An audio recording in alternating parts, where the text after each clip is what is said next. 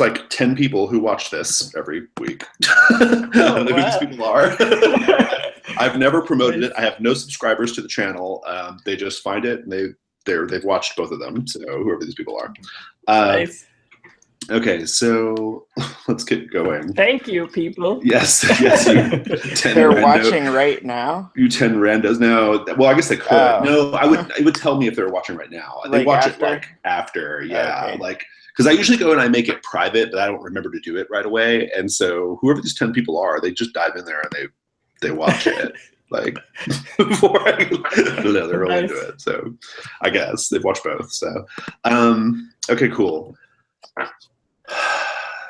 Cool. So as I recall, we had left Professor Ackerblad. He had kind of stepped into Geert Manderley's cabin, and Geert, who's that other professor that's on board, he had closed the door, right, kind of threateningly behind him, right, kind of trapping you in there. I think that's kind of what was going on. And then for the other two characters, for Ben and Billy, where did we leave you precisely? Do you guys remember? I believe that we ended with me going back down into the bowels to get the snake. Okay, I think I was going with you. I remember the last scene was me pulling a shotgun out of my pointed. Got it. That's right. Okay, so we're gonna pick up with basically these two sort of encounters. Okay, we're gonna start with Professor Ackerblad, though, if that's all right. I hope you don't die, buddy. If not, according to the mandates of the game, we'll make another character who's randomly on the ship, ready to investigate mysteries, if he does. So Geert Manderley, his cabin, as you might imagine, is covered with evidence of his profession, right? What do you see right away, Professor Ackerblad, that that lets you know that even if you didn't know this was Geert Manderley's room, you would know by walking in? He's got 2 different telescopes that are ornate in brass. He's got a sextant, nice. A lot of charts and maps and things, and then some weirder looking brass instruments that I'm not familiar with, but look kind of astronomical, but I can't really place what they are. Okay, awesome. So you can hear the of him locking the cabin door, right? And he I guess it's locked with a key, and he kind of puts it in his pocket, right? And he says, Professor Ackerblad, I'm so glad you came. I have so much that I want to discuss with you. What would that be? He says, I've seen it, Professor. I've seen it hanging in the sky, whispering to me. I have seen the yellow planet. I have seen Carcosa. And as he says, Carcosa, his eyes, perhaps it's a trick of the light, but you think you see his eyes glow that same sort of sickly yellow of that star in the sky, right? And I think as soon as you see that, I'm gonna hit you with a shock. Okay. Just of 1.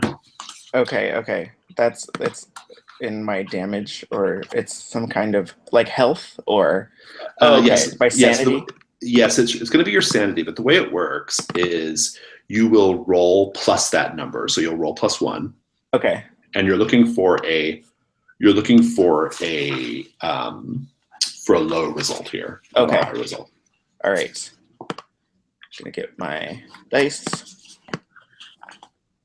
and so I'm rolling +1.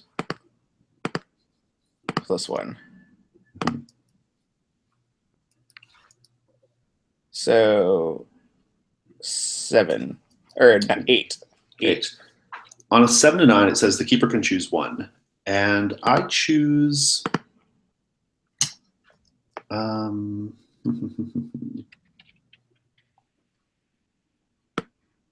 I think you lose your footing.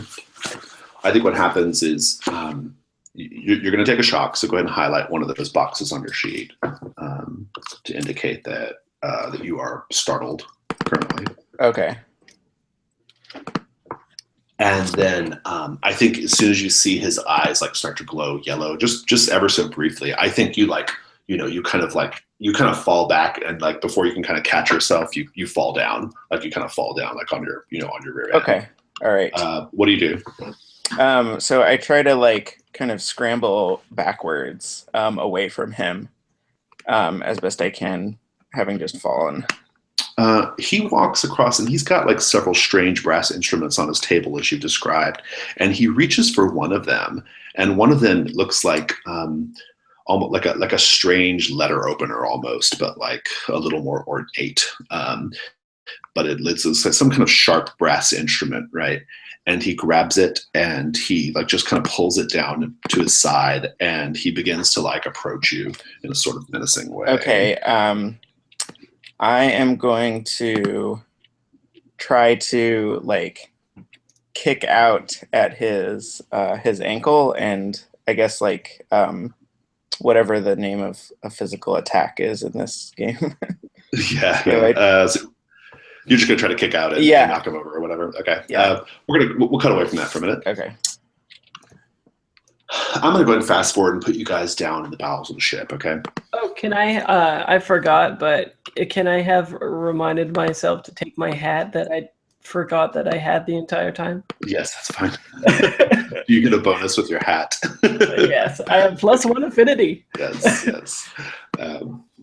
Hold on, Snake. I've got this hat. Yeah. Good. Okay, so I think I'm going to put you guys down in the bowels of the ship. Do you take anyone with you, or is it just the two of you? It's probably just the two of us. Hey, Just the two of us, yeah. Okay. So what's your approach here? I mean, I think it's really dark. We have just like the real like basic sort of like these just like real simple like little like sconces on the walls that kind of provide a real like simple illumination. Like it's like each one only provides like, maybe 10 feet of illumination, and they're spaced about 20 feet apart, right? And because down in the cargo hold, you don't need lights, right? At least not while it's underway. But you definitely have like kind of a strange feeling. There is, it's like you feel alone. You are alone, but you also feel like something is watching you, right? What's your first move here, Ben? So this is down where we found the box, right? Right. Yeah. I think what I'd like to do is like we just sort of reached inside. I want to actually like smash this box up and see if there's anything that we can use this snake to lure this snake out inside there. Okay, that's an interesting idea. All right, so you just start smashing away. Yep. Do you guys have there's probably like some ship like fireman's axe or whatever that you can use somewhere on the walls? Yeah, right? In case of emergency smash. Right. Yeah. That we found a bunch of fireman gear in a previous episode. You did, right? Yeah, someone has fireman's gear. That's right. So yeah, you can just start smashing it open. I'll take that as a poke around. Go ahead, Ben. Remind myself. Oh, I don't have the move sheet up. What is poke around? Is offhand, I'm not 100% sure. Roll plus luck. That's 8. 8 is you may find a hidden area, threshold, in, out, keeper's choice. Find minor item, keeper's choice. Determine the presence of one physical hazard. If one present, you learn that. Or if none present, sorry. Let's go for a small item. A small item? Yeah. You're looking around, and let me read the move sheet real quick to make sure I'm.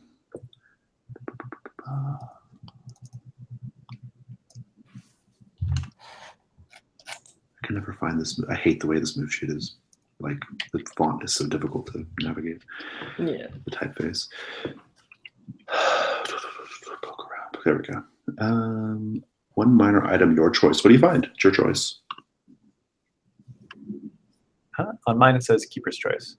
Oh, that's right. I'm sorry. Yeah, that's a 7 to 9 minor item. Okay. Oh yeah, on a 10 plus I get a minor item. That's my choice. Yeah. So inside the inside this thing, you actually do find a you find like a shackle, I guess, like a shackle with a neck clamp type thing, and it looks like it was meant to like secure the creature to the box, right? Like to the inside of the box. The box on the inside is kind of like concrete, right? And but it looks like maybe it just like it doesn't appear to be like ripped open or anything like that. It looks like maybe the creature just maybe it wasn't put on properly and the creature managed to like wriggle out, right? So just a user error on that part of it. Well, if we decide not to capture the snake, if we decide to capture the snake instead of killing it, this will be useful. Well, even if we that manacle though is like it's like the width of a tree stump. Oh shit. Okay. Just FYI. Well, I summoned the strength of 10 men. Yes. My heart grows a little bigger, and yeah, no problem. Okay. Or it could be that like because the creature started to shed its scales, I think that's how it managed to get loose. Yeah. Right? Nice. You might even see some more of the scales on the concrete, Nice. right? I'm picturing like very Boris Karloff music going on right now. Right, I'm going to cut back to Professor Ackerblad. Do a what's our move here? We call it resort to violence. Resort to violence. Yeah, resort to violence. Okay. So Andy, I think you might be like tapping or something, but it's coming through really strong, like when you're tapping or. On the computer. Oh, okay. Yeah. Sorry. No problem. Sorry. Yeah. So I'm gonna try to trip him, and it's an 11. I have no might. So. All right. Well, you get to choose. You get to choose 3. So. Okay. So.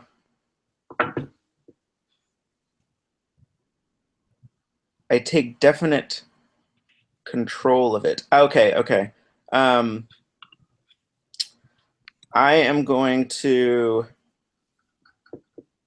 take definite hold of. I'm gonna trip him and wrest the letter opener out of his hand, Mm-hmm. and I'm going to suffer little harm. Okay. And inflict terrible harm. Okay. All right. Shit. Ackerblad got down. Okay, so knocking him down, inflicting terrible. If you don't have any weapons, if you don't have any weapons, it would normally just be like a 0 harm, but the terrible harm makes it 1 harm, right? Okay. And then by you suffering little harm, I think that just makes his attack do no harm, right? Okay.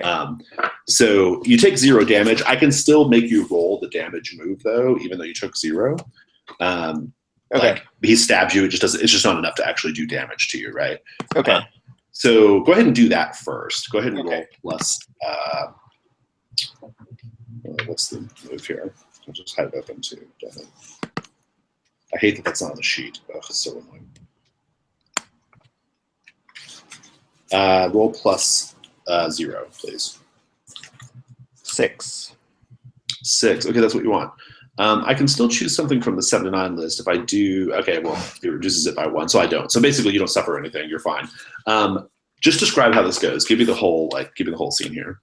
Okay, so I, as he's kind of like, staggering towards me, and I've fallen backwards. I scramble backwards a little bit and kind of like maybe bump up against a table or a bookshelf or something. Like I can't escape anymore. So I decide to try and trip him, and so my foot swings out and catches him in the ankle, and he tumbles to the ground, and I spring onto him and grab the letter opener out of his hand and stab him Nice. Okay. in the head. In the head. Yeah, I'm like trying to. Demon. All right, Yeah. nice. I'm gonna cut away. He's completely possessed. I need to. Get it out of him, right? Apparently. Power of Christ compels you. I'm gonna smash cut. As you guys are fumbling around, Billy, you hear some boxes nearby, like falling down and smashing to the ground as if they got knocked over. What do you do? I'll like draw my 38 and cautiously like go up there and see if there's a snake to shoot in its snout. Nice. Ben, did you want to keep searching the crate or no?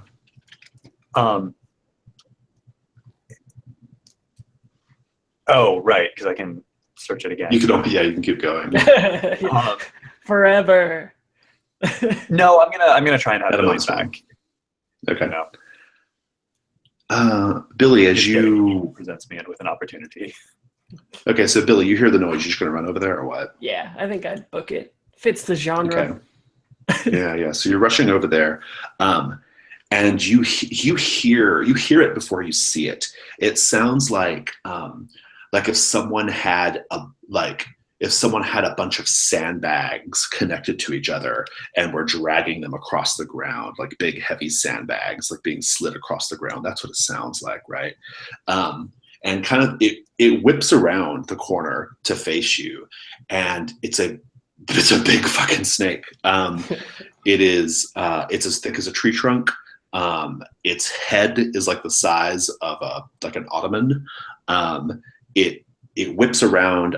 You see it kind of like, you can see it glimmering in the light. The scales though are golden, not silvered like mirror. They're like gold scales, and it whips around and it kind of draws back. Just the sheer sight of it causes you both to have to roll with 2 shock. Okay. Okay. Here's my tracks. Or you're going to take 2 shock, I should say, and then you have to roll the move plus 2. Shocked. I got a 10. 10. Okay. Nice. So you just roll straight, right? Like just 2, like it's harm. Yep. 6. Right. So Ben, because you got the worst result, you take 2 harm, 2 sanity damage, that is, and I get to choose a thing. And I'm going to say that you're panicked, Ben. You're panicked, and I think you have to react appropriately. How would you react in a panic? I think I would probably just start.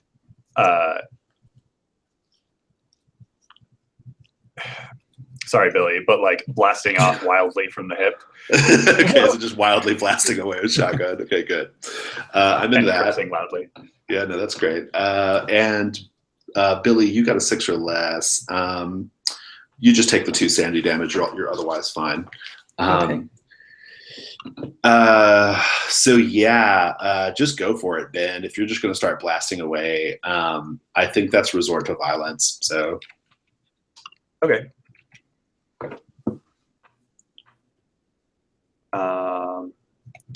That's plus might, right? mm-hmm. That's a 10. Okay. Now here's what's happening. You're blasting away. The snake, this golden snake that also has like a big cobra style, it kind of like wings or whatever, right? Like flap out. It's just gonna like strike really fast, like with huge fangs at you as you're blasting away. Okay. So you will take a hit. But go ahead and make your choices here. Oh, I guess there is a clause in resort to violence that says pressing the attack when I'm impressed, dismayed, or frightened counts as acting under pressure. Oh, that's very good. Good catch. Good catch. Then do it. Act under pressure then. All right. Not sure how the 2 moves. I think you do the act under pressure first is what it is. Okay. So I guess retroactively, You can keep action- that as your 10. Yeah, you can keep that as your 10. And then if you want to continue fighting, then it's resort to violence. I think that's how that works. That's an awkward move situation, if you ask me. But do you want to continue pressing the issue? Yeah, sure. Okay. Roll again. All right, and now I got a 6. Wah, wah. Well, poor Ben. It's appropriate for my panic state. Yes. Let's make this a. I think. Okay. So here's what happens. The creature you begin blasting, and I think the creature just like uses the thick bulk of its snaky body to kind of like. It kind of slams the side of its body up against you, which kind of like causes your rifle to go a little wild, right? And then it just like whips out with its fangs and like sinks into the meaty part of your thigh. You're going to take 3 harm straight away. All right. And go ahead and roll the harm move. +3.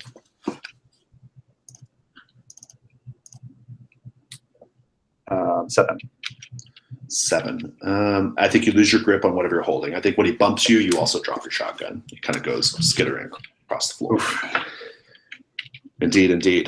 Billy, what do you do?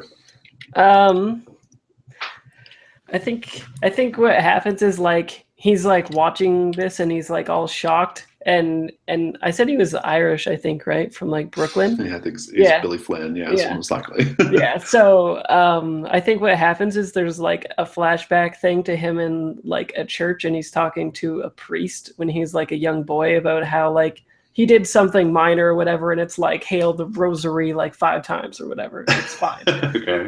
But the boy says like, Billy, if you ever do something really, really terrible, it'll come for you and you'll never escape it. And he like, we snap back to the present day and he's like, well, shit, I guess it's here. And then he fires at it. Okay, awesome. Cool.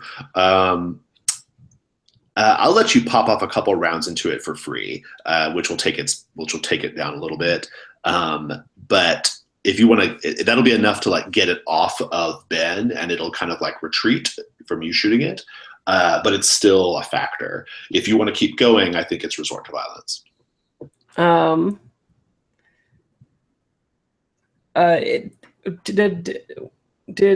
Does Ben have harm on him yet?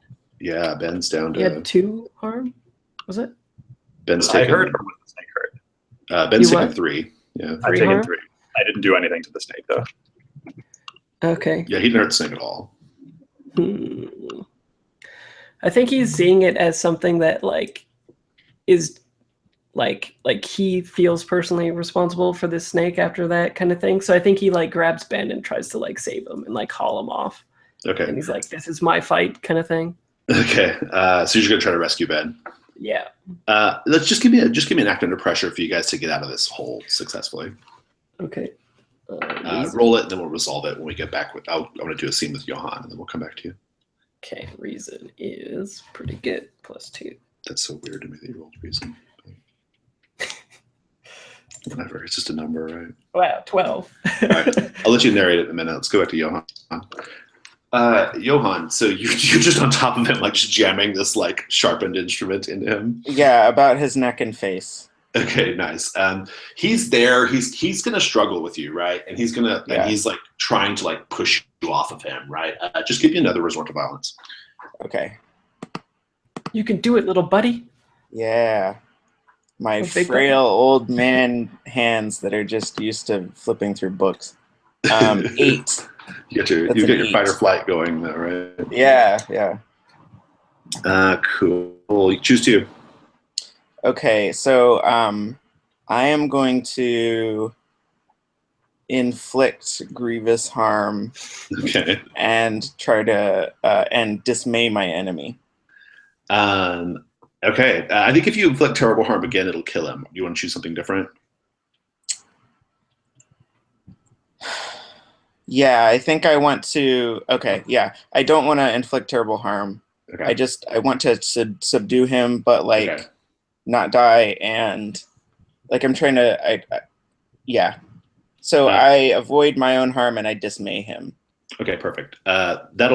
You have full control then. Just describe how this wraps up.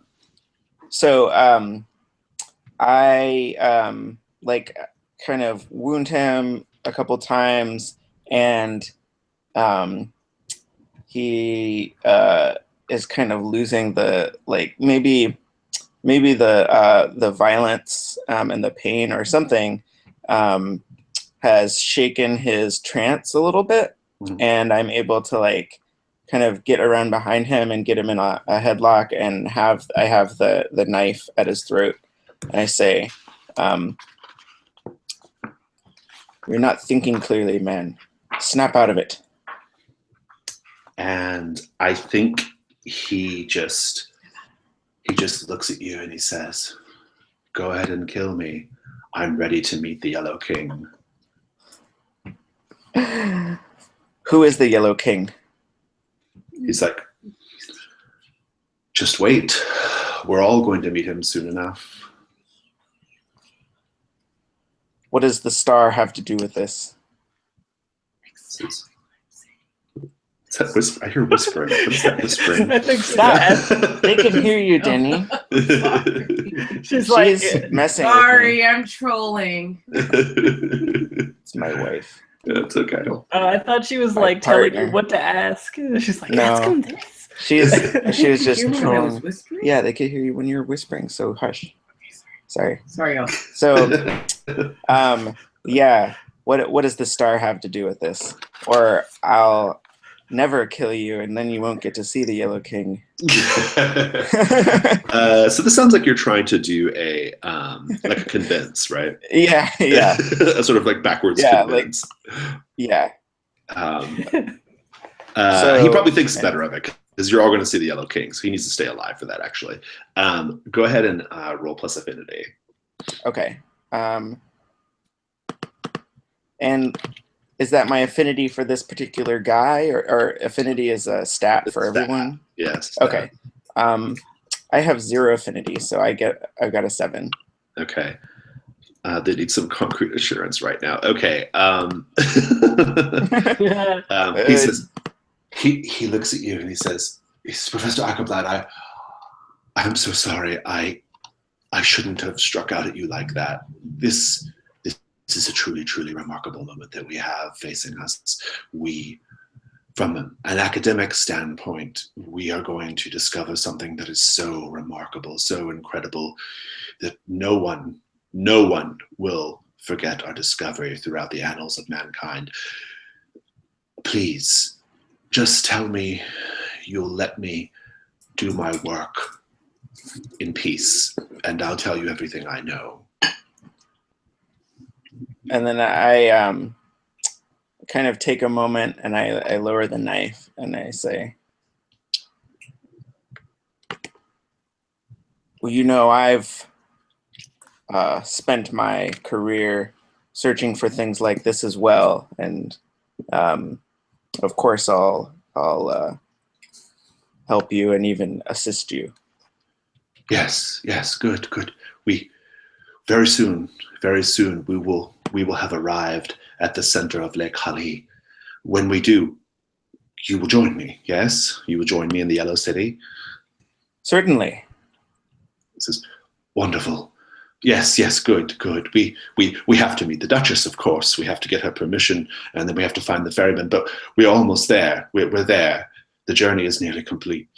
And at that point, you can tell he's kind of gone a little nuts, right? Yeah. He's definitely lost his. And I think he's just talking and rambling on about Carcosa. And if you let him up, he'll start fidgeting with papers and stuff. And he'll explain to you in his kind of crazy manic way, right, that he'll explain to you that they're essentially waiting for the moment when this star, it's actually a planet, is it's when it's closest to Earth and its magnetic pull will be strongest, right? That's what they're waiting for, and they think they've figured out the precise moment. And he'll even tell you that the captain is going to divert the ship north, because north is where the center of Lake Hali is. So, but he's clearly losing it. Watching a friend go crazy is a shock thing, so you have to roll. You take shock Okay. at the end of the encounter. 6. It's just a single And then- shock then. Yeah. Okay. All right. Well, it would be +1, so it'd be a 7, I guess, actually. Okay. In which case, that would be. Oh, I know what the tapping is. It's the clicking of your mouse. Oh, Oh, sorry. That's okay. It's my trackpad. I'm sorry. That's okay. You can't. Like Yeah, pretty I sure you can can't tap click. it to They can hear me. They can hear that shit. they can I can tap it, but it sometimes it doesn't tap. Okay, It's cool. so Yeah. I'm shocked twice. So I'm actually in the state shocked right now. Indeed. For a So- 7 and 9, I'm just going to stick with that. I don't need any extra effect. So just take a shock, and otherwise you can kind of leave as you wish. Okay. Or if you want to keep working with this crazy man, you can. In any case, I'm going to go back to with Ben and Billy. Ben, just describe how you guys escape. I was thinking maybe like so I took 2 shock too, so I'm shocked as well. Yeah. Or, Yep, that's according Yeah. to the thing here. Did you mark it? You yeah. did not. Well, Okay. well, I just marked it on my sheet. Okay. So what do I mean? Yeah, so if I'm shocked, I'm thinking maybe. Oh, okay, cool. I was thinking maybe it might be neat if he was like reliving that terrible thing that he did, and by doing that, he like makes the same shot that killed the person, and then maybe when he killed the person, there's like a snake idol behind it or something, and that's why he's like convinced that the snake is, there for him and stuff. Mm. So he makes the shot, and maybe the snake like rears back, and then he grabs Ben by the arm and hauls him up, and sort of does the like White Knight hauling action to get him out. Ben, are you content with that? Or do you want to stay and fight? no, I think I'm scrambling out with him. All right. And I have fictionally forgotten that my shotgun is sitting on the ground down there. Right. Yeah. So yeah. All right. You escape. You're good. Where do you guys head after that? I asked Ben where there's better weapons held on the ship for like if there's like I think you had it. I think the shotgun was probably it, right? Yeah. Yeah. Well, maybe there's more though, or something like weapons that you use to defend the boat against Yeah, brigands, pirates and stuff. Yeah. Something. Yeah. Yeah, I mean, the captain might have like a locked weapons cabinet somewhere. Right. Yeah. I think that's Let's probably go right. there. Maybe we'll head there then. If your resolve is not shaken, Ben. I mean, are we really gonna keep fighting this thing? If no one else, who else will fight this thing but us, Ben? I mean, could we just get off the boat? This thing's just gonna kill us. I like looked down at your wounds. I was like, perhaps it would be best if you leave. This is my fight anyway.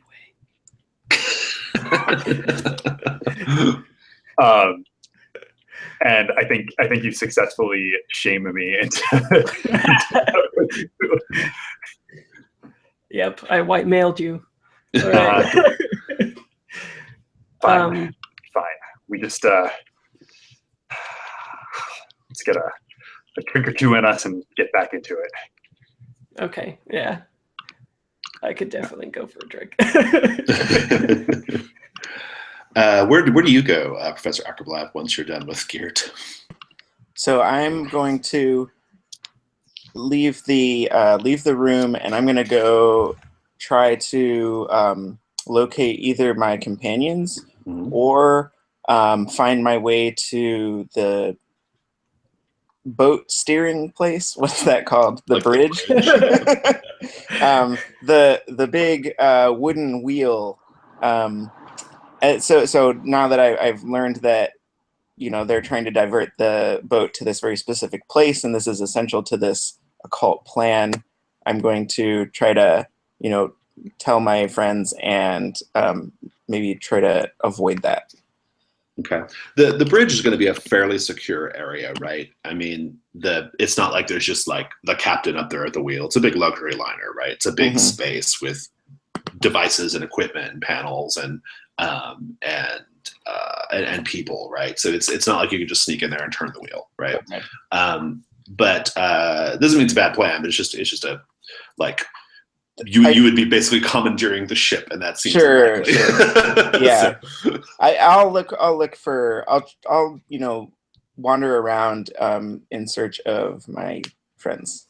Indeed. My buddies. As you're wandering around, I think it's probably like it's probably the afternoon at this point, right? And there's already everybody, all three of you. You'll start hearing like, especially you, Ben. You'll start hearing like rumors from the crew that the captain is that the ship is taking a more northerly route than originally planned because there is a massive storm in the direction that you're currently going in the Atlantic up ahead. The ship's been warned via telegraph, and so they are turning a little north to go around it, just as so that's something that like even the passengers will be kind of like that word will start to spread. Like people will be like, oh, I hope we don't hit the storm, that kind of thing. It's probably in the afternoon-ish or somewhere around there, right? Maybe early in the afternoon by the time this is all going on. And Audra will come find, you'll run into Audra, Professor Johann, Audra Maxwell. And she says, oh, Professor Ackerblad, right? We met the other day. Yes, charms to see you again. She's like, Mr. St. John tells me that you're going to be joining us in our little dress rehearsal tonight. Yes, I will. Yes, I will. She's like, well, we're going down to read lines right now. Are you going to join us? Certainly. You don't happen to be a friend of an acquaintance of Geert Mandalay, do you? She's like, oh yes, we've become very good friends. I have to admit, I have a bit of a hobbyist astronomer, and we've been chatting about Venus and Mars and all that. It's been very, very fascinating.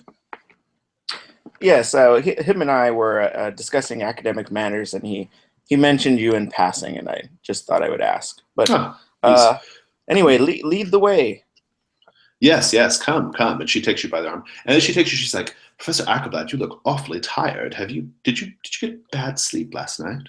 Yes, I had a bit of dyspepsia and couldn't sleep. Oh, that sounds terrible. Well, let's maybe you'd like to lay down and have a rest before we get going. My cabin is very comfortable. If you want to avoid the noise of your cabin, I know you have those two young fellows with you. Yes, that sounds fine. Yes, I think a little nap will do you good. Come this way. Meanwhile, all right. Well, so Ben and Billy, what are you guys up to? I think that like the captain would have alcohol in his place anyway, so I say we just go there and like basically loot his place. All right. Like It was take his easy enough to weapons, loot last time. take his alcohol. You're gonna go smash into the stateroom again. Yeah. The captain's off doing official business, so you can, especially you, Ben, because you're kind of official, so you can kind of be in the staterooms, right? I've also already broken into his cabin once. So. Right. Yeah. Twice. And also knocked him out once. Yeah. Which he was cool with. Yeah. He's got more pressing matters, to be honest. Anyway, you're in the stateroom. When you get to the stateroom this time, it's a little unusual as to before. You get in there and you notice that the wallpaper has been covered with strange markings and symbols. There are dozens and dozens of these strange markings and symbols all over the walls. And there are a number of maps and charts laid out on his stateroom sort of dining table. But that's what you see at a glance. What do you do then, Ben? I mean, we already knew that the captain was a weird guy. Yeah. He's in on it, whatever it is, right? So this just emphasizes that, Oh my god. things are coming to a head here. We should totally start burning down the ship and evacuate everybody. That's one way of handling it. It seems like an overly drastic solution. That's the true story of the Titanic, right? They're about to go meet Cthulhu in the middle of the Pacific. Yeah. I don't know where we're going, Ben, but I don't want to get there. I'm shocked too. I propose strange ideas. Let's go with it. Yeah. So I guess I want to start looking through the captain's papers again, assuming we find the alcohol without an issue. Because that's my first priority here. Yeah, alcohol 1. Step 1, get drunk. Step 2, go through all the captain's stuff and see if there's any more about this snake. Okay. Go ahead and poke around. All right. Can I help him poke around? I guess never mind. Doesn't really need it. Necessary. Yeah. You're adept at tossing this place by now. Let's get a clue. A clue. Okay, and +1 forward when you act upon that clue. Yeah. You do find a clue. In the clue, or the clue that you find, I guess it's sort of a, yeah. You find a drawing, okay? It's on that table with all the papers and stuff, right? And on this drawing, it looks like a sort of landscape sort of thing, maybe, with a landscape with sort of icy ridges, right? Like icy peaks and ridges. And you guys have already discovered, you already know about Beaumont Island, right? That was the island off Greenland that was noted on the map inside the Strange Book, if you'll recall. Okay. So this would be, it looks like that kind of terrain, like barren and icy, right? And in the center of the focal point of the picture is what is pretty transparently an altar in front of a large obelisk. Oh shit. All right. Oh, I've got an idea. Okay, let's broadcast the SOS for the ship and sabotage the engines so we can't move. I'm more okay with. Yeah? Better, right? Do Do you want to keep poking around? Poke around for days. Shotguns in here. Let's do another one. All right, it's at a -1 this time. That's a six. No poking around. All right, let me look at my notes, see what Well, terrible thing's going to happen. That SOS isn't happening. Nice one, Ben. Notes. All right, so let's see what, on a miss, poke around. There's either nothing more in the area, boo, or the keeper may hold one to use as a hard move at any time. I'll let you find a minor item, or I'll let you make a 7 to 9 choice, but I'm going to take a hold. So. Okay. My 7 to 9 choice is hidden area. Hidden area? Yeah. Yeah. I think you'll actually find the captain's personal armory, right? I think you find his personal armory. It's actually in it's in his footlocker, in his footlocker where his personal effects would be. It's actually like shotguns and pistols. All right. Nice. I'll rearm myself. Ben definitely redeemed himself. Yeah. Oh man. Too bad it's the 1920s. If it was like an action film, I could come up with so many one-liners and pump a shotgun. But it's not genre appropriate then. So I'm gonna smash cut. Audra takes you, Professor Ackerblad, into her cabin. She's like, she's like, they've already been in to make up the bed, but I don't care if you mess it up. It's fine. It'll just be like be like my school days when I was at the University of New York. So there's like her cabin is very plush and feminine, right? Like lots of very like ornate sort of feminine furniture and mirrors and things like that, right? Silks and whatnot. She says she pulls the covers back and says, come on, just have a little nap. I'll come get you before the dress rehearsal starts. We're going to rehearse in front of some of the passengers with our scripts, so it's okay. So no need to memorize anything. Good. I am awfully tired. So I think internally, I don't know exactly what. You know what? Actually, Mandalay didn't mention her by name, did she? He just said the Duchess, and has the professor. Well, I kind of discussed with the other folks. Like, I'm just trying to figure out if it makes sense for him to know that in the fiction. Yeah. Well, so Ambrose mentioned that Ambrose mentioned to you that Audra was going to play the Duchess, right? Okay. Yeah. All right. So I don't know exactly what role she's going to play, but I think in the play, dramatic ritual spell, and then also in whatever else is going on, I know that she has a part to play, and I kind of want to be near for it.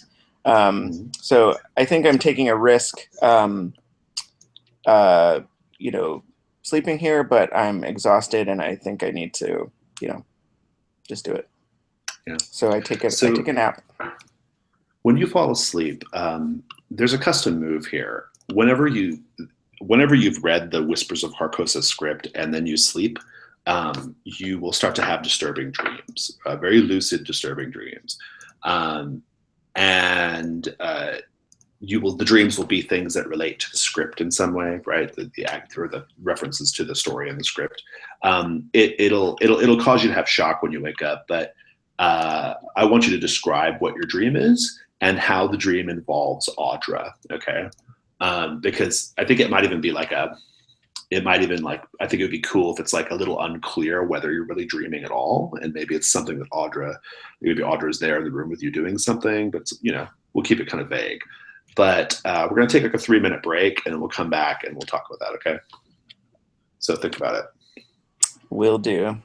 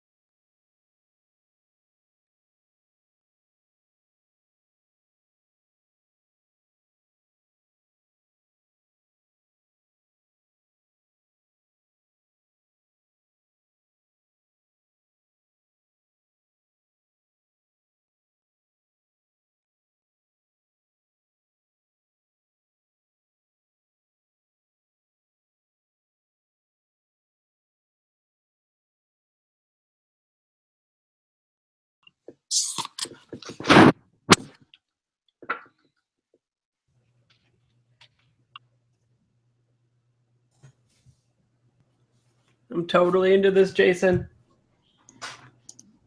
It's good.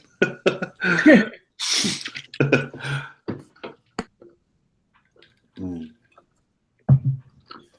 Right. All right. Before we get to the dream, once you guys have your guns, Ben and Billy, where you headed? So I grab you and I'm like, maybe like I like the image of us like kicking open the door back to the hull or whatever, and like we can see that we're not headed to England anymore. And I say, obviously, we're not headed to England anymore. And then I say like we should definitely, if we're not going to England, we should be going. We should stop it from moving so we go less and less off course and then turn on the SOS. Do you think we should do that, together or divide and conquer or what? Do we even know how to do that? Like set off the SOS? Well, I think sabotaging engines would be easy. You just rip off some stuff, right? I know how to rip off things. Yeah, exactly. And then SOS, I mean, they gotta. I imagine it's got to be like a big red button or something. I don't know. But I mean, Dude, we failing need to, that, like, find the we radio, just we just go to the radio and I think shout in it. All right, let's do it together. Let's sabotage the engines first, and then we have an excuse if anyone's like, "Why are we setting off the SOS?" Yeah, that's a good idea. All You're right. not as shocked as you seem. Well, the bottle helps. Okay, so down by the engine room, there are a couple. There's always going to be like at least one sailor who's kind of on watch down there. But in that kind of vicinity, so you'll have to figure out a way of getting past him. And in fact, you'll see him kind of just making rounds, like on a catwalk that goes around that part of the ship. I've got a silly idea, kind of. What if we like tell him the play's starting and he's been cast as an extra and like get the hell going, like they're waiting for you. I recommend that you try it. Okay. Yeah, so I'll like come up and I'm like all sweaty and I've got my hat and stuff and I'll like, does he have like a name tag or anything? Yeah, his name is Seaman Jones. I'm like, Jones, I've been looking for you everywhere, man. You're in the play. It's starting. Why aren't you up there? Go, run. He's like, isn't it hot wearing that hat like that down here in the engine room? Well, I wasn't always here. I came from up there just to get you. That's how important that you are in this play. They need you. What? Who needs me? The all of the important people on this ship need you, including the captain, who's going to watch the play. He's very invested in it. This is how people get promotions. It's up there and there. I'll take over the engine watch. Don't worry about it. I'm going to spend my hold on. I'm spending my hold on Ben. No. You guys are up on this catwalk. Like the engine room is also like in one of the more like subterranean parts of the ship, right? Yeah. Sure. You guys are up on this catwalk, talking to Seaman Jones, trying to convince him what's going on. I'm spending my hold to have the snake sneak up from beneath the catwalk and basically just like rip bite engine or Seaman Jones's head right off, like just snap, and just like it just goes like it's just a spray of blood as the snake like rips his head off and the body like falls, and the snake is like extended up like from the deck below, right? You guys are taking shock for that. Yeah, I bet. Incidentally, yeah. Was there some mechanical effect of getting drunk? I remember you mentioned something like that. If you have a stiff drink, you get to reduce your shock by 1. Okay. But did you? I think we did in the captain's cabin, right? Yeah, we were drinking. We mentioned it, but no one poked around. No one poked around to find a minor item alcohol. Okay. Oh, okay. Fair enough. Fair enough. It was mentioned as a thing, but no one did. I wanna kind of get insane anyway. So I think this is going to be a seeing him. You've already seen the snake, so that's not the really disturbing thing here. It's really just seeing the violence with which he gets ripped apart, and I think that's going to be a one shock. So one shot. yeah, So stranger being killed is one shock. So that would bring me from shocked to To disturbed, disturbed, yeah, which and makes sense. Yeah. Ben goes to traumatized, and you're both going to roll the damage move. Oh, I got yeah. a 6. 6. Okay, you're good. Man, you're on it. It was just 1 harm, right? 6. One. Yeah. 7. On a Oh, no. 7, I can choose from this list on a 7 to 9. Oh, I think you're I think when this happens, you are startled, Billy, and I think it causes you to lose your footing, and you actually slip between the railing and the sort of floor part of the catwalk, and in classic sort of pulp movie style, you are hanging from the edge of the catwalk presently. And the snake is around, right, down below. We're gonna cut away though. Awesome. Okay, so the first time someone has a dream of Carcosa, that's one of the fictional bookmarks where you guys get to advance. Okay, so after it's described by Andy, you guys, or I guess by Dr. Ackerblad, if he's describing it in character, I don't know. Anyway, after he's done describing it, everybody will get to advance. So go ahead, Dr. Ackerblad. So I go to sleep and fall asleep pretty quickly because I'm so exhausted. Audra,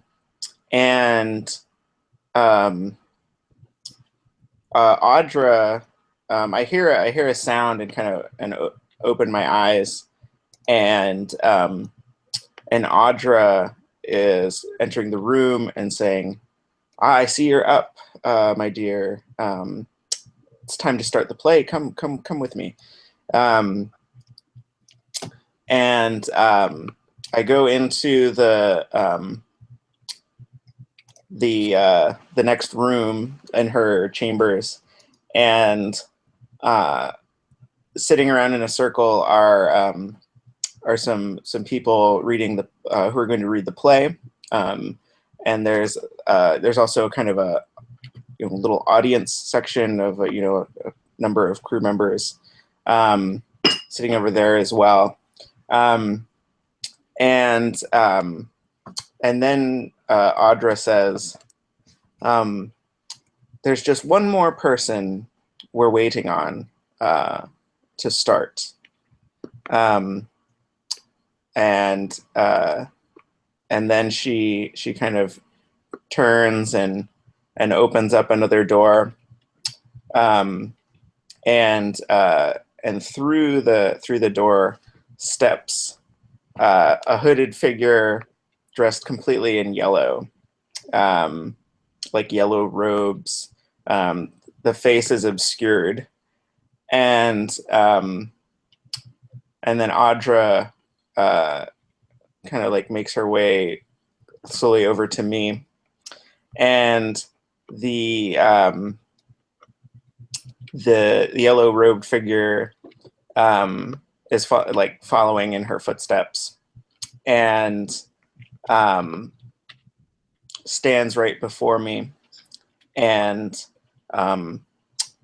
takes back the hood, and it's a human face, but it's mutilated and obscured by festering wounds and the flesh seems to be continually melting away and being replaced by flowing yellow pus. And I scream and stagger backwards, and then I wake up, and that was my dream. Nice. For having a dream of Carcosa, you take a 0 shock. It's 0 shock, but you have to roll +0. Okay. 12.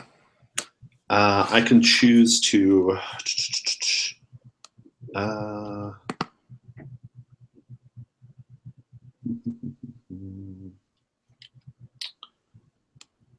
On a 10 plus, it's worse than it seemed. Take 1 additional, so it's just 1 shock now. Okay. Now I'm disturbed. Yes.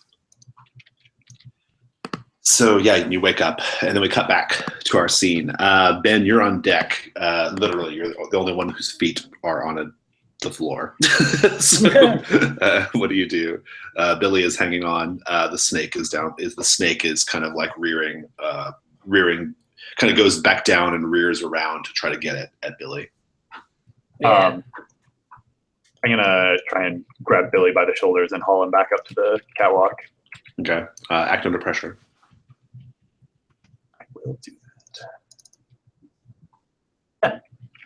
Nice. I'll let you escape entirely, so if you want. So go ahead and describe it, unless you want to stay there and fight. Well, I mean, we were here to chase the snake. We're both on our feet now. Let's shoot it. Describe it. Go for it. So I haul Billy back up to the catwalk, and then I sort of tell him to split up so the snake can't get both of us at once, and we like go to opposite ends of the catwalk. And as soon as it strikes at one of us, the other one will take a shot at it. Okay. I think as long as you're both like the plan you described will be enough to like kill it, right? If you're both blasting away, but one of you will be vulnerable to the strike. To one of you will actually have to roll the fight move. So who's it gonna be? I'll let you guys as players decide. I have rough and tumble. What does that do? You've been in more than a few fights. Take +1 might. You're also least hurt too, Billy, so it might be better for you. Yeah, that's true. So if it hits me, then it's less bad. And then maybe fictionally, you're like at the end of the catwalk where we're trying to like sabotage the stuff, and you're like a little preoccupied trying to find the stuff that we're gonna mess up or something too. Sorry, what? Like, are we down here also to sabotage the engine? So maybe Okay. maybe you're Yeah. looking at that stuff as well, and That I'm makes the sense. one that's shooting at it or something. Yeah. I don't know. Okay. Well, so so the snake comes up, makes a decision to go after you, Billy. It's kind of coming up from the bottom, right? So really, it's just kind of its head you're dealing with, right? And it's going right at you. What do you do? I shoot it with my guns. Resort to violence plus might. Okay, and so I have +2 because I have rough and tumble. Okay. 5, 7, 9. 9. Choose 2. Inflict terrible harm Okay. and take definite hold of it. And I think it would be kind of neat is if I took definite hold of it, is like it's like raring down at me, Mhm. and then the harm that I took would be like it's in like the spiky tooth things that come down. The fangs. Yeah, the fangs. Yeah, thank you. And then in order to like kill it or whatever, I like grab it to hold it in place so it can't jerk back and then like shoot it. Oh, shit. Okay. Okay. Cool. Yeah, that's good. That's awesome. Yeah. I'm into that. International symbol for fangs. That's great. That'll destroy it, and then that'll destroy it, which means Ben, you'll actually have a chance to like kind of act real quickly if you need to, since Billy's kind of got it under control. Billy, you are gonna take some harm though when it sinks its fangs into you. Yeah. He does 3. So. Okay. And roll the damage move when you get a chance, I am battered. and then roll +3. Yeah. 3 is 5, 8. Okay, that's not too bad. I think. I bet you a giant fang might put me up on sanity too. No, I don't think so. No? I mean, you've already kind of like taken the shock for seeing the snake. That's not. I'm not worried about that. I do think, however, that you're going to lose your grip on something. I think like you'll destroy the snake, but it's going to just fall back down to the darkness below of the deck below. Okay. So unless you take the time to do it, there's no souvenirs. Yeah. I was just anyway, hoping for an excuse for why the engine room was half destroyed. Ben, what's your plan here for the engine room? I'm And gonna at a certain point, like you'll hear crew members coming, right? Because they'll have heard the shotgun blast. So yeah. I think anywhere where there's like blood splashed all over the place, anything that looks vulnerable, I'm just gonna like smash it and or shoot it. okay. So you're just gonna start blasting instruments and stuff, or Yeah, I mean, I don't know enough to like disable it in a way that would be repairable. So okay. Okay. Do an act under pressure. I think the stakes are pretty high here, though. Like if you don't succeed on this, even if you do succeed on it, you might get like captured by the crew and put in like the brig, right? So that's true. It is just the two of us and a headless crewman here. Yeah, depending on how the roll goes, right? This could be, you might stop the ship, but you may put yourself in a bad situation. So, how deep is this abyss below us? Oh, it's just like down like 2 decks basically. Okay, I'm actually gonna.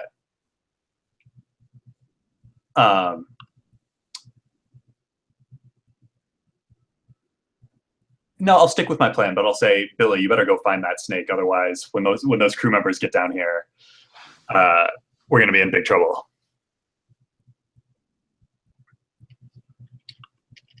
All right. And I'm acting under pressure. Yeah, this is to damage the equipment, to damage the engine panels enough to like kind of cause the ship to sort of stop, right? Like to go into sort of emergency, stop and procedures. So cause the blades to stop spinning. That's 9. 9. Okay, let's see here. On a 7-9, you flinch, hesitate, cave, or stall. The GM can offer you a worse outcome, a hard bargain, or an ugly choice. I'm going to go with ugly choice. I think. Okay, here's what I'm going to go with. You can disable the engines like basically temporarily, like just buy a little bit of time. Maybe they have to like spend, they have to spend the rest of the day working on them or whatever to get them to get working on the equipment to get it back up and operational. But otherwise be in the clear. Or you can really, really do some damage, but that'll take some time and you'll both be grabbed and put in the brig. I'm going to go with the first one. Okay. So you'll get away scot-free, but it's just a sort of temporary delay. So just wrap up the whole scene for us here. Yeah, so I think I'm just like making it look as if Johnny Crewman, whatever his name was, Jones, whatever ripped his head off, did all of this damage also. So like, blunt instruments smashing panels and stuff like that. And I just don't know enough about how this ship works to like actually cripple it. Right. It's just like damaging the instruments so that they're not comfortable. Yeah. It would be difficult to do anyway, right? Like Yeah. It's a massive ship, right? So,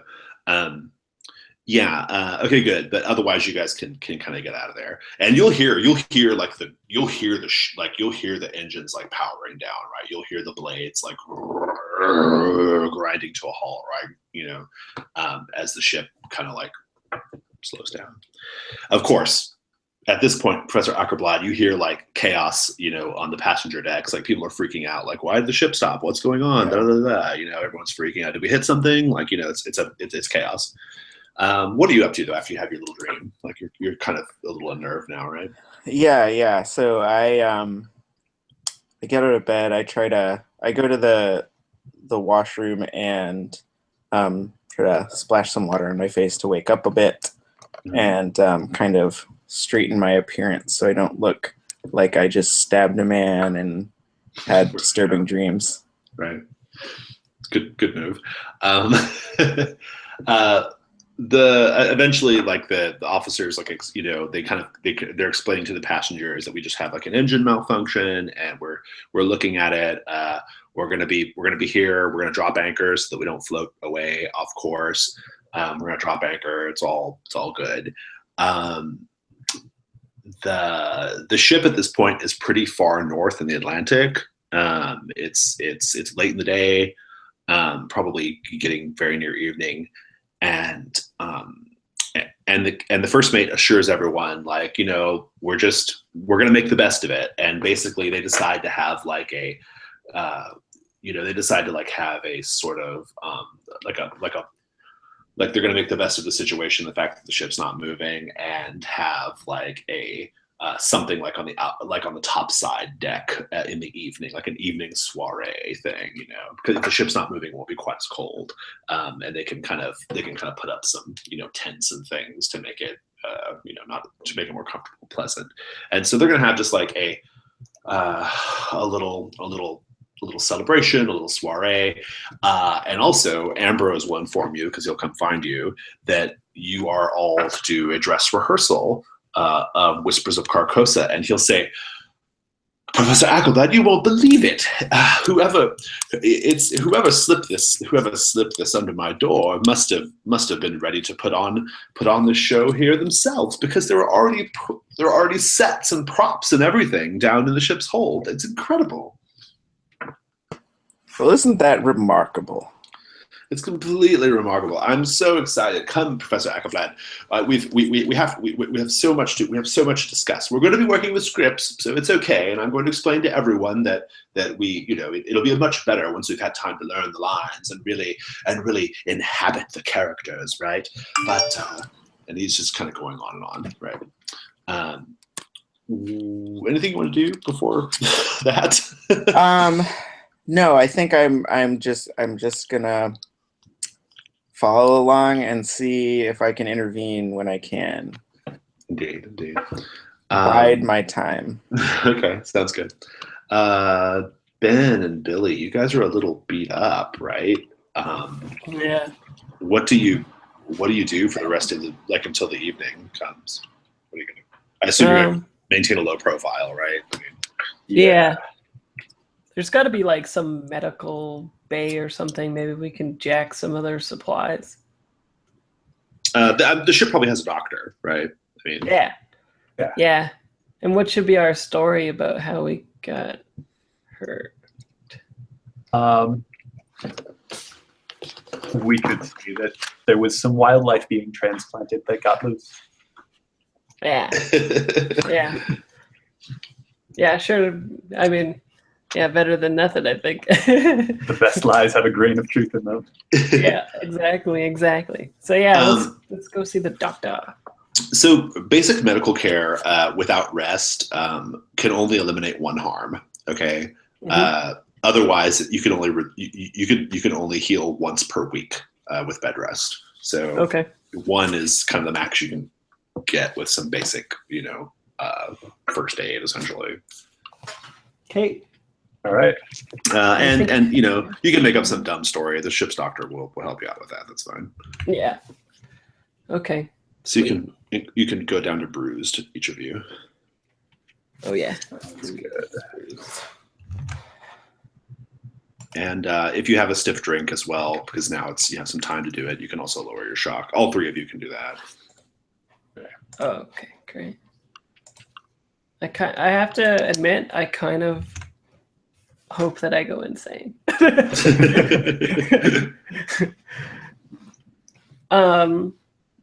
Yeah, so I think like after we get rested and stuff and they're having this soiree, we should I think that's when they'll like not have as many people manning the main deck there or whatever, and then we could go in and try to like mount an SOS. Maybe even like make it so that the captain told you to send it or something if you're in your whites. Okay. Yeah, even if you can't delay the journey enough, you might at the very least once shit hits the fan, you might at the very least have someone on the way, right, to like the Yeah. Navy or whatever of some country. Right. Yeah. So yeah. So that you're not all just like out there in the middle, you know, facing Cthulhu or whatever by yourself. So, Exactly. As appealing as that is. yeah, so, Yeah. Well, Um, I already know what happens after this. Like, there's an X-Files episode, and Mulder and Scully find us. So,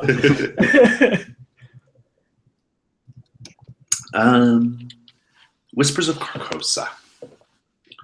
Are Ben and Billy, are you going to be attending the play? maybe for a little bit, so that like I imagine that security has stepped up, right? So maybe we're like making our presence. So they like head count us, and then we're like peace. Yeah. I think that's probably a good move.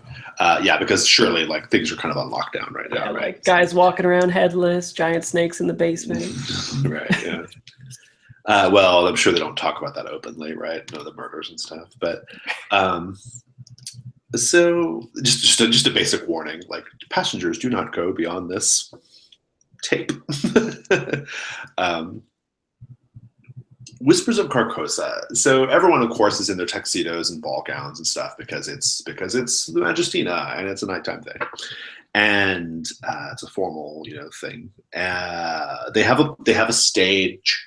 They have a stage like set up on the top deck, right? And there's a tent that's like over the whole area, right? Big, huge. There are a number of like, you know, basically a big, huge tent over the whole like seat audience area and the stage area, and everyone's been, you know, kind of drinking, having a good time. Professor Ackerblad, you have your script. And everyone's getting in costume. There are only 4 parts in the story. There's we're really just 3 kind of. The Duchess, the Ferryman, the Yellow King, and well, I guess it's 4, and then the sort of the hero or whatever, right? That's Ambrose. You are playing the part of the ferryman, and Ambrose is very, very disappointed by the ferryman's costume because it's just like a dingy gray robe with a hood. You have a dingy gray robe, and he's like, I was able to convince the crew to let us use one of these little dinghies to be your little ferryman's boat. You know, he's very excited about that, at least. Capital. He's like, yes, it's going to be wonderful. He's like, so let's get this on you. He's, you know, kind of throwing this over you. He's like, have you had a chance to look at the script at all? Yes, I've browsed through it. Well, even if you haven't, the ferryman doesn't have many speaking parts, so it should be okay. That's probably for the best. Yes, very good. He's like, all right, you look sufficiently elderly and hunched. That's good. How you hold that position like that. Have you been practicing that all day? No, that's simply years of bending over books. He's like, right, let's put a pin in that because here comes the Duchess, and here comes Audra. She's wearing this like very, very elaborate like yellow headdress with like it looks a little Egyptian, honestly, to you, Professor Ackerblad, like this beautiful gold headdress, and this yellow like silken gown, and a mask that looks a little bit like King Tut, right? Something like that. And she's looking very excited. And who are the other parts being played by? Ambrose is the hero, and I think they have got the Yellow King is unclear. You don't know who the Yellow King is. They're wearing a yellow robe. They've got like a little paper yellow crown and a yellow mask. If the script doesn't even like call for the Yellow King to appear on stage, but Ambrose just I think he's homebrewing it here. I think he's got his own ideas, some creative ideas, because the Yellow King costume looks a little shabby, if we're being honest. Anyway, everyone's filing in, and as they're filing in, everyone is being given a gold mask, right, to wear. So everyone has like a little gold mask on a stick. And they're being passed out like as they file in to like sit down for the dress rehearsal, and everyone thinks that's quite amusing and funny, right? Billy and Ben, do you guys take a gold mask and find a seat? Oh yeah, absolutely. Because then now we'll just look like literally everybody else. Yes, indeed. They have the ships. They have musicians on the ship, right? And they're all there. The conductor is complaining because this does not look like the music in the play is. He's like, I don't even know how, like he's complaining because he's not sure like how he's supposed to conduct this. Like the symbols are so strange. He thinks it looks like music. They're just going to kind of wing it a little bit. It's all very, very unusual. But there's a little orchestra area off to the side, and they have yellow gel filters on some little can lights they brought out, so that when the play is going on, like the whole area is bathed in this yellow light. Okay, everything's bathed in yellow light, and the first part of the play is a little boring, if I'm being honest. It's just Ambrose talking to his psychotherapist, and the psychotherapist is not even like on stage. It's just him like kind of monologuing about Carcosa, and he's been having dreams and all this other stuff. That's all going on. In the meantime, what are you doing behind the scenes, like behind the little stage, Johan? You just waiting for your time to come? I'm reading through the script, trying to figure out any hidden meanings, or like trying to figure out what could be like the critical part of this spell. Yeah. So I guess I don't know if I'm puzzling things, but I think that's sufficient. Go ahead and puzzle it out. Yeah. Okay. So 8, I think, plus so I have +2 ongoing to one topic. Okay. So a 10. Okay. Let's see here. You can gain a lore. You can ask. I'm gonna ask 3 questions. All right, go for it. Perhaps I would choose lore if I knew more about lore, but I don't totally understand. Mechanically, you each have a lore move on your sheet there. You, Professor Ackerblad, can spend a point of lore to gain +1 ongoing regarding one topic of study. Okay. Yeah. So that's a thing. You have to like spend the lore to get that +1 ongoing. Right? Okay. Yeah. So that's what your lore is. To perform a ritual, you have to spend lore. Okay. Okay. Like if you were going to try to perform a ritual. Right. Okay. So I'm going to ask, who's in control here? It's the Duchess. Her part is the critical part. Okay. And what is its weakness? Or what is her or the play's weakness, I guess? I don't know. The Duchess will, at a certain point, the sort of like capstone of the ritual is the Duchess will make a little speech about the wonders of the Yellow King, and don't you want to come meet him, right? It's almost like a charm kind of thing. And I guess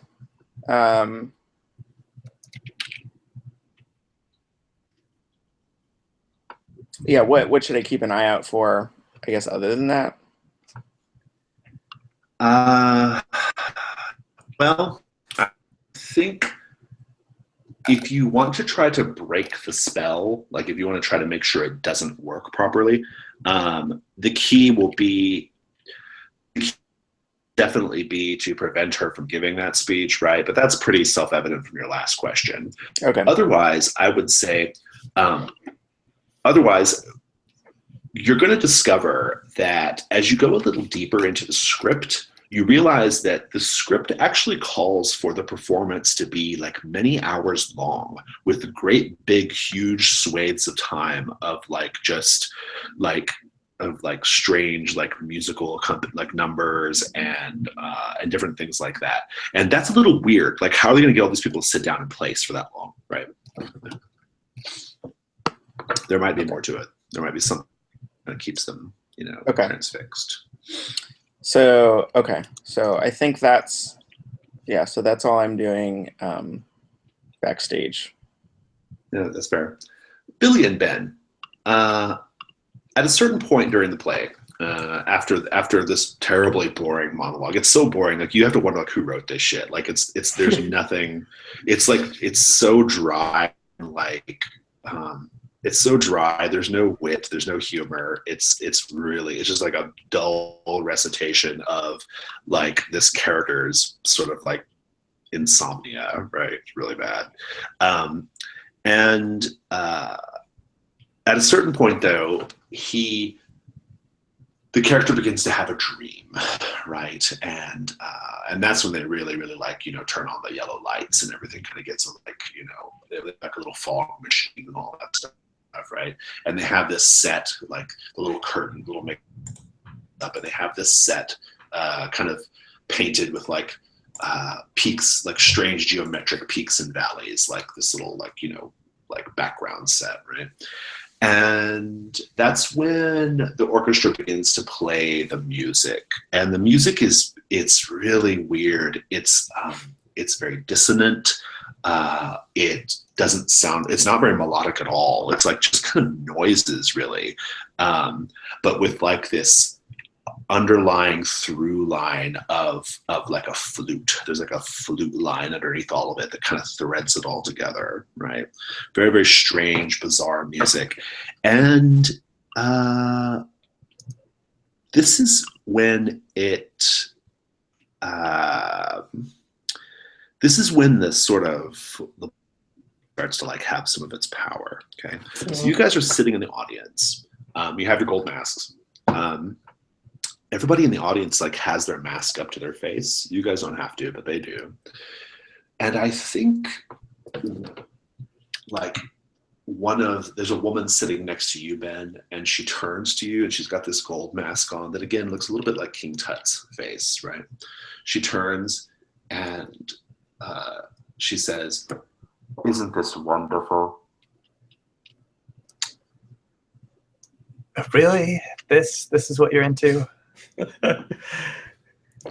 And she, you can't see it, but she smiles, right? But you can tell, like, she smiles, even though she's behind this mask. You can see it in her eyes, perhaps. And then when she pulls her mask off, you see something utterly strange and startling on her face, something about her face. What is it that you see, Ben?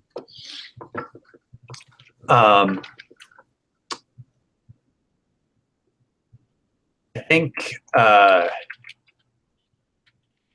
she's starting to grow scales on her face. Oh, nice. So she's got like, I guess we lost Andy. Oh no. We'll give him a minute to come back in. Man down.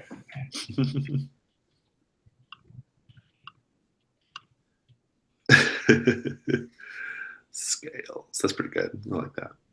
Yeah, with the whole serpent thing going on. Yeah.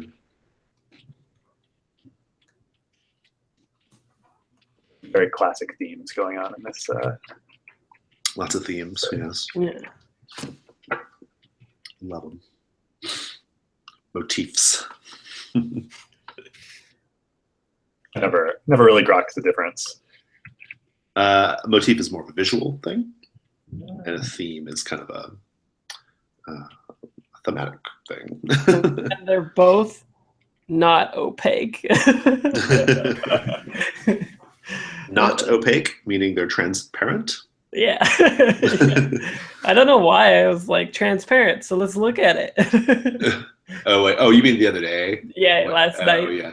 When Well, I it was. like- Oh, it was. We said it was opaque, and you said you were going to look through it. We're like, Yeah. that's not how opaque works. Yeah. I was like, right. Okay. Well, maybe Andy will come back. Maybe not. Okay. So, yeah. Yeah, scaly face. That's good, right? Like it's a little startling, right? Just roll a zero shock for me. All right.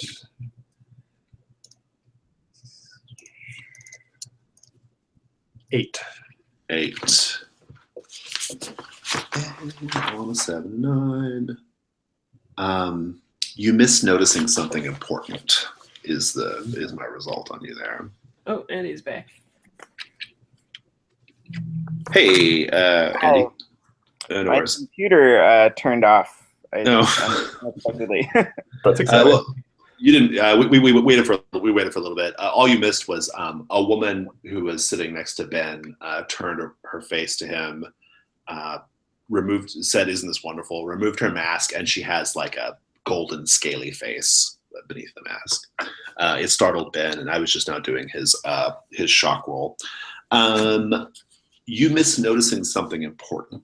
The thing that you miss that's pretty important is that the engines begin to rev back up. Okay, Oh. you can hear the grind, right? They're getting it sorted out. Billy, you're just sitting there, and several people around you, like 2 in front and 1 to your left, assuming that Ben's on your right, turn to face you, and they all say in unison, "Isn't this wonderful?"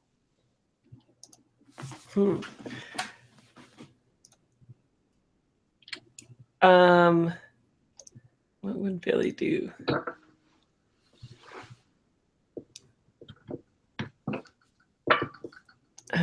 I think maybe he just is like startled and doesn't say anything. Maybe That might be enough, right? Yeah. Yeah. And Ben, that was just like an illusion. Like she doesn't really have a scaly face. That was just Okay. a little. Oh, Andy's back again. Ben. Double Phantasm. Andy. I'm not sure. I'm using my partner's computer, so I think there's some squirrely things going on with like Google logins. So Okay. Oh. I'm sorry. Well, it'll get rid of the other one in a few minutes anyway, so it's fine. Yeah, they just turn and they say, "Isn't this play wonderful?" And if that's all that happens, like if you just kind of are you just gonna sit there, or are you gonna respond anyway, or Is there a woman next to me? to your left maybe? Yeah. Can I think I move like I think I get like the jeebies and I like move her mask aside for her. You see something startling. What do you see behind her mask? I think it would be interesting if I saw the face of his like ex-wife. Oh, that's pretty good. Yeah. Yeah. And then maybe it's like the ex-wife with scales. With Yeah. scales. Yeah, so that like or maybe it's your ex-wife, but she has a forked tongue, right? Like, yeah. Well, like yeah. anything that's telling him like, hey, you still didn't escape this thing that's coming for you, right? That That's kind good. of thing. Yeah. It's good. Take a zero shock as well. Zero shock. Dice. 7. 7. And I think I'm just going to go with the same thing. You're also not aware that the ship is revving back up. The play continues at some length. Eventually, you are brought out to read your lines, ferryman. You go out there. They have the little boat on wheels, and they have like little fake like water waves, and your little boat is like moving Back and behind forth them, like this, right? Yeah, moving behind them. And Ambrose says, "Oh, ferryman, I wish," he's got the script, right? He hasn't been practicing either, even though he talks a big game, right? Yeah. "I wish to travel to the center of Lake Hali, as I have been commanded by the beautiful woman I have seen in my dreams. Won't you take me to her?" And I'm like kind of very awkwardly like holding the script up and making very grand gestures as I read my lines. Right this way, and then I sweep my robed hand towards my little boat. Indeed. And he steps in, and he pulls out he has like this prop coin. It's very big, so the audience can see what it is. Right? He says, "Here is the coin emblazoned with the symbol of Carcosa. I pay it to you as I pay the price that we must all pay." And he presses into your hand the price of blood. And that's what the script says. Okay. I take the coin and I hold it aloft, and I bring it back down and I put it into my robes, and I said, "It is done now. Your fate is sealed." Nice. I think as soon as you say your fate is sealed, everyone in the audience, like in unison, except for you and Billy and Ben, because you guys are kind of like aware of the danger of the situation, right? Your minds are guarded in this way. Everyone in the audience stands up in unison, and they say behind their masks, "His fate is sealed," all at once.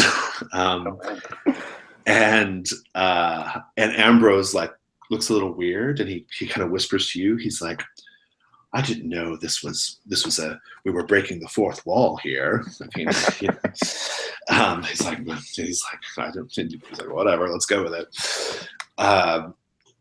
And the play is, it's proceeding apace. Billy and Ben, what are you guys doing right now? I want to if everybody else is standing, I look at Ben and I'm like, let's GTFO, man. Like, this is whack.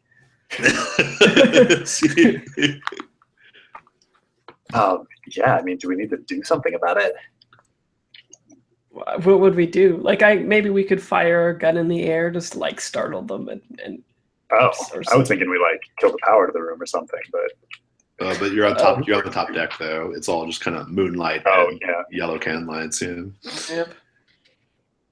Pretty soon, someone's going to be like, "Have you ever seen bloodlight in the moonlight? It appears quite black." Yeah, but I'm thinking we could try to break it up, but I'm thinking even if we fired a gun in the air, everyone's going to be like, "Whatever, this play is cool."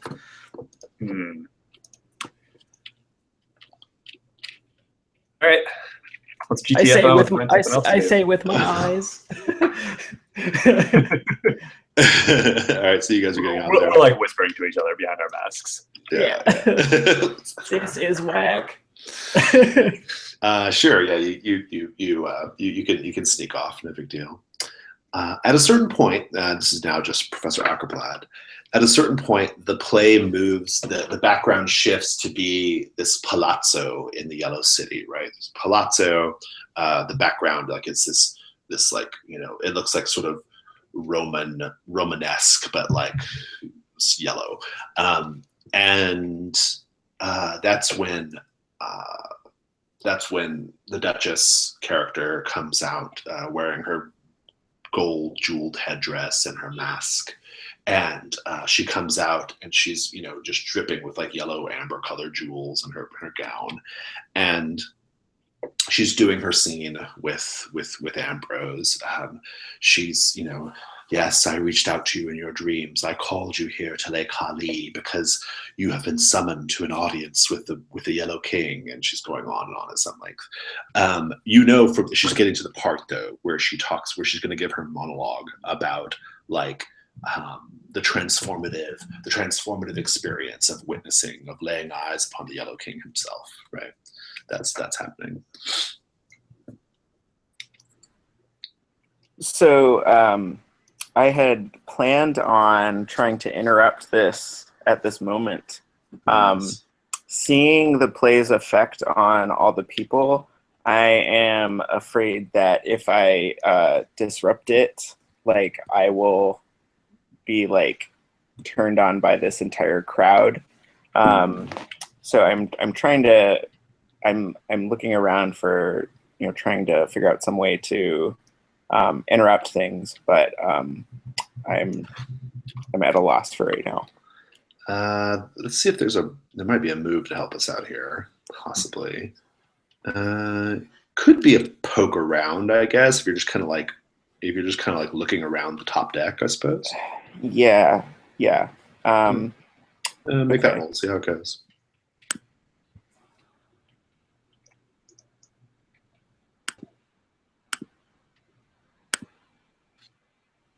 So I think my luck, it's with luck, right? Mhm.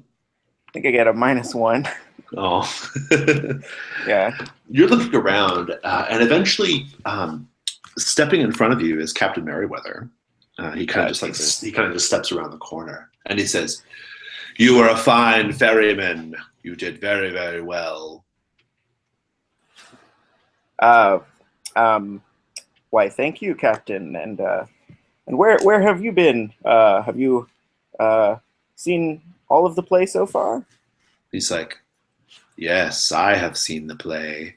I have seen the play many, many times, dozens upon dozens. And he turns, like his eyes are very wide, and he looks out into the ocean. He says, I have seen it.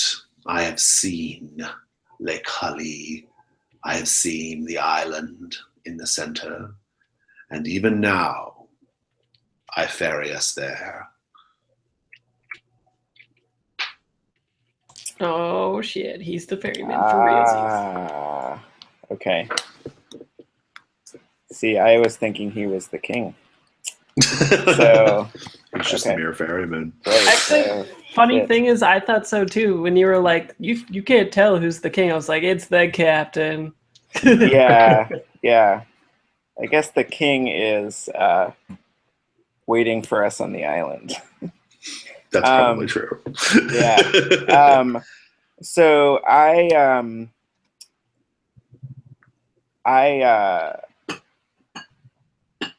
say, what are you talking about?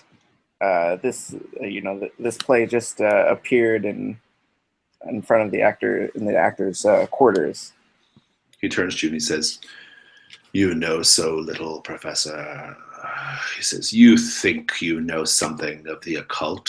You think you know something of what lies beyond this ridiculous existence that we all share. But you don't know anything. You don't know what awaits us in the center of Lake Hali, but I know what awaits us. Do you want to see what it is, Professor? Do you want to look upon the face of the Yellow King?" And I say,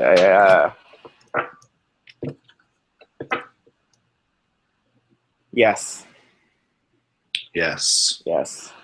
Yes. And he like kind of puts his arm around you in a way that's almost friendly.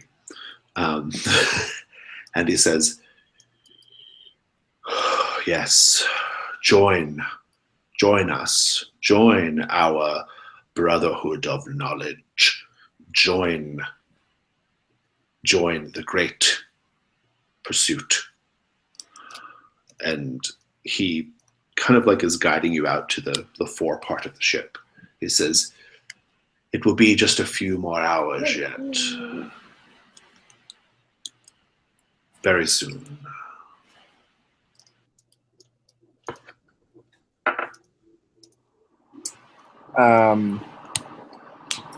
I am gonna try to read a person. Okay, go for it. Good luck, but yes, go for I'm it. trying to read him. Basically, just trying to see. Like, I know that he is evil and that whatever and his intentions and stuff. I'm just trying to see if he is going to try to kill me right now, or Yeah, that's fair. if he believes that I will join him. Make the roll, and I'm gonna cut back to the other guys for a second. So, what is the sorry, when my spreadsheet and Oh, no worries. It's Move sheet. passion. It's Okay. passion. do I have You have a 2. okay. So that's a 9. Yeah. Cool. Do you need the link to the spreadsheet? I can give it to you. Yeah, that would be great. Yeah. I'll put it in the blue chat here.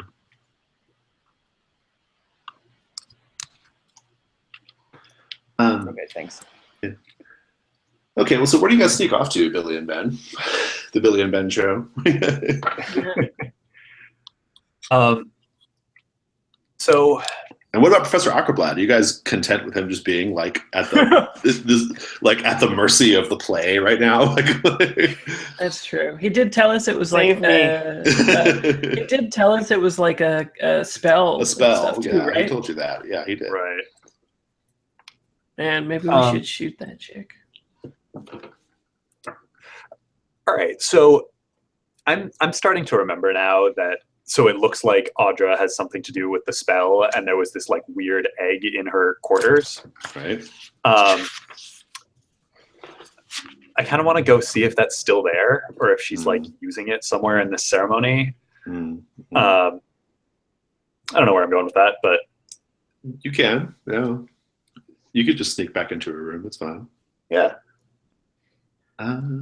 Yeah.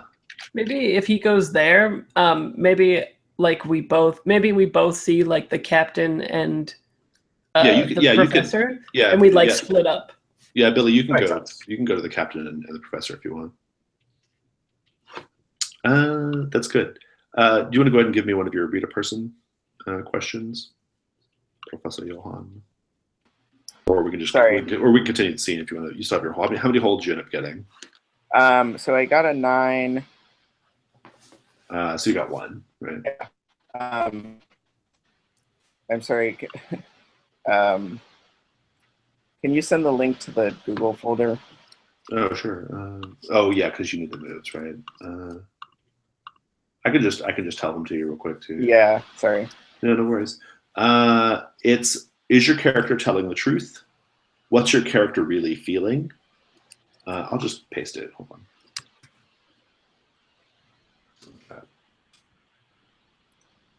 Wait, that's not. Paste all that. Yeah. Sorry. Just the top ones.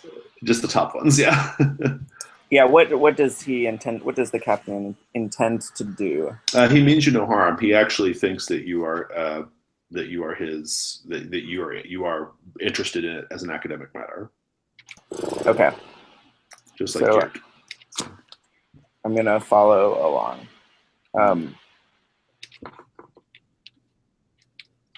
And that's when you can show up, Billy. Take it away. What do you do?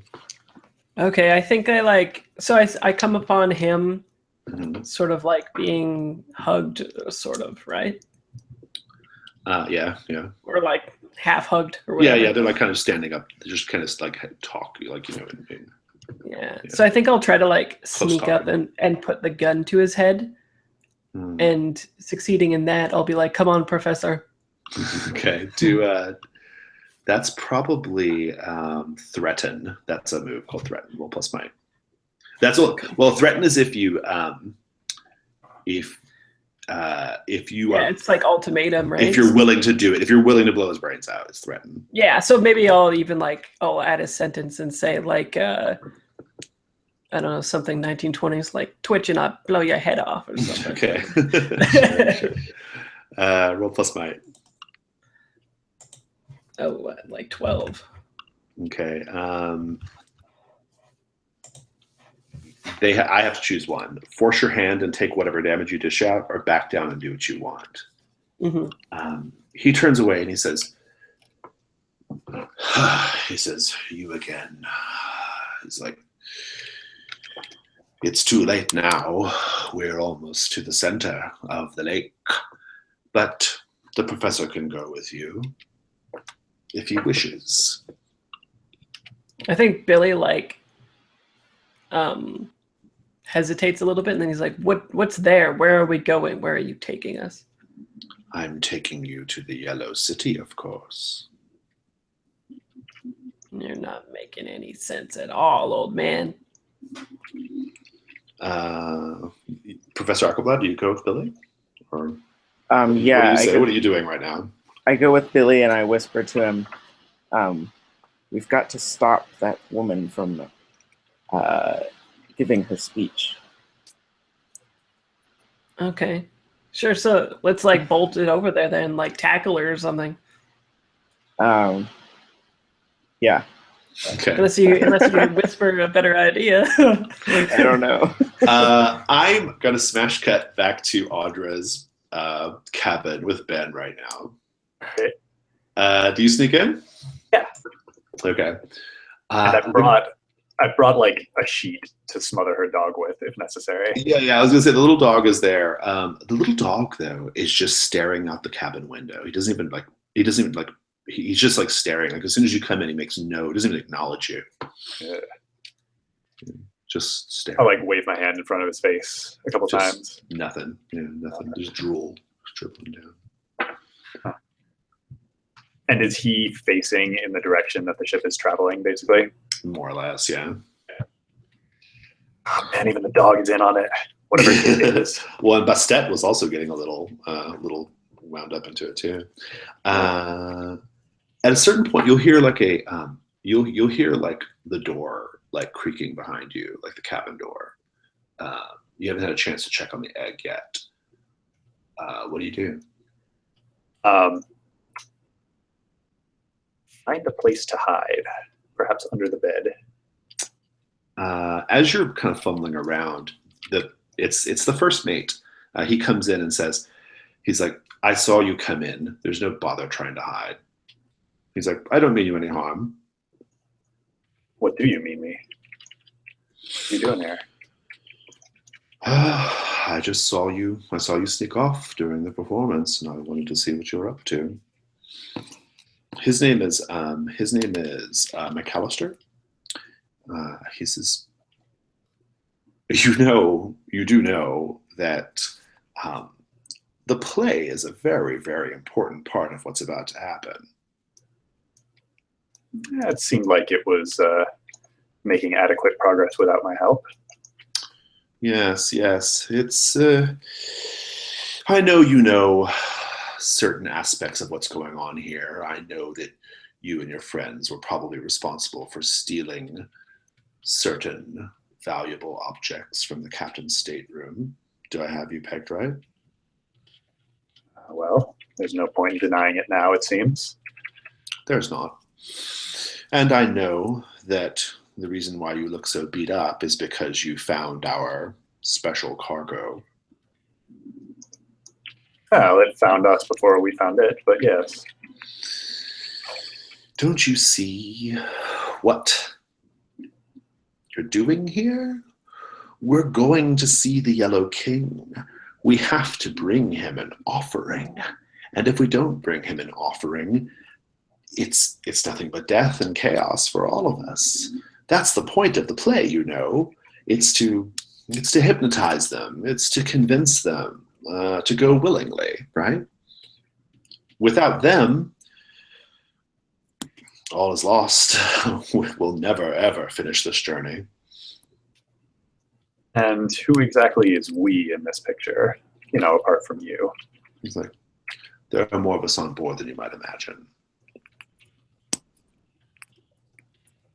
Well, that's fascinating, but what happens now? He's like, we just have to wait for the play to be complete. It'll be another 2 or 3 hours of music and dancing. After the Duchess has made her speech, and then we will have reached Lake Hali with the offering, and the offering equals safety. And did you intend me to be part of this offering? Why are you telling me this? Yeah, it doesn't matter. It's like, I'm just telling you that I have a feeling that you and your friends were the ones who perhaps tried to delay our journey, and that perhaps even now you and your friends might be trying to disrupt the play. If you do that, we're all fucked. Good to know. Good to know. So I hope, of course, that that's not what you're trying to do. And then he walks out. All right. Well, that was exciting. I think my first instinct would be to try and find Professor Ackerblad to verify what this guy is telling me. Mm-hmm.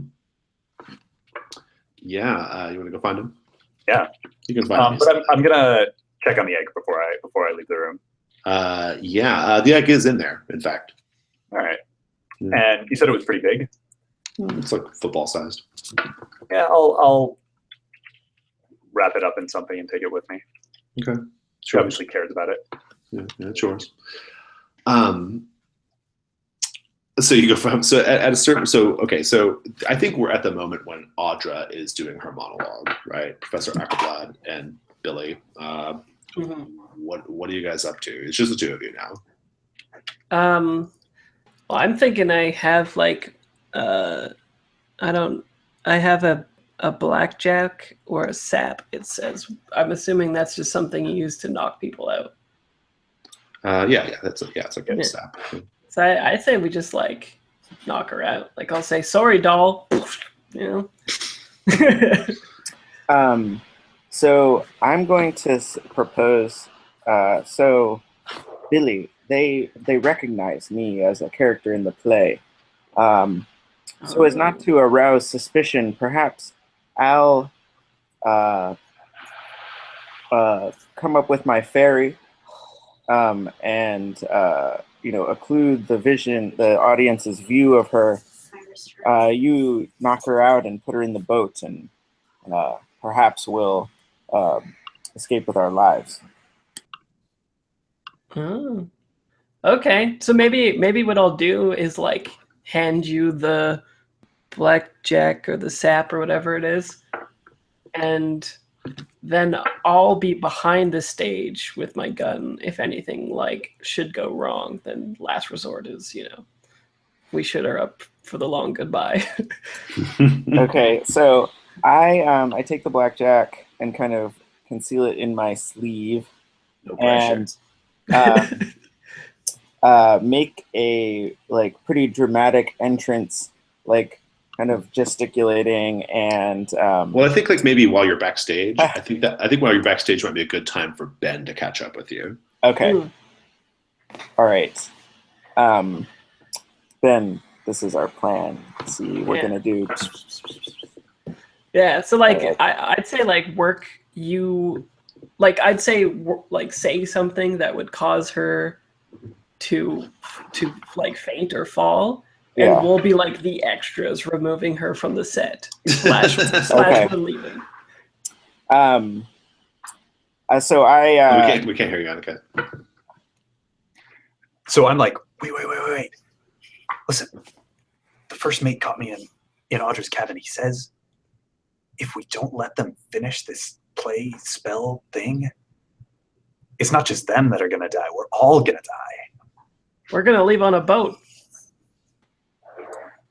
What? who's Like a going to lifeboat? die? No one's gonna die? Are you sure? Who's going to die? Everyone. Well, I mean, this could just be something that bad guys say, right? Like they've been ahead of us from the start. We have no idea what's going to happen. I say we just take this doll who's like in over her head, doesn't know what she's doing, and just book it. I don't know. I have a feeling she might know exactly what she's doing. I put my hand on Ben's shoulder. I say, believe me when I say what's going on here is far beyond all of our understanding. And if we die, it might be a better fate than what could await us if this play is completed. Damn it, man, I'm not ready to die. Screw you, Ackerblad. Yeah, we gotta jack some boats and take off. They probably won't even. Well, yeah, they'll care, but maybe they won't. Well, like I mean, you could get the little dinghies, but you're out in the middle of the Atlantic. Yeah. Did we successfully send out an SOS? No. No. Not yet. Well, the dinghies have got to have emergency beacons on them, right? Yeah. I'm sure they have something. I mean, you might get found eventually, right? But Yeah. They got might be- semaphore flags. We could do it in that's semaphore. there you go. Yeah. Hopefully, it's not you don't end up in a Jack and Rose situation, though, right? Where, Yeah. Well, one thing's for sure, guys. I don't want to go to Yellow City. Well, so she's very nearly done with her speech. It's about done. You guys are gonna have to act soon. So Okay. All right, fine, go. I'm gonna try this.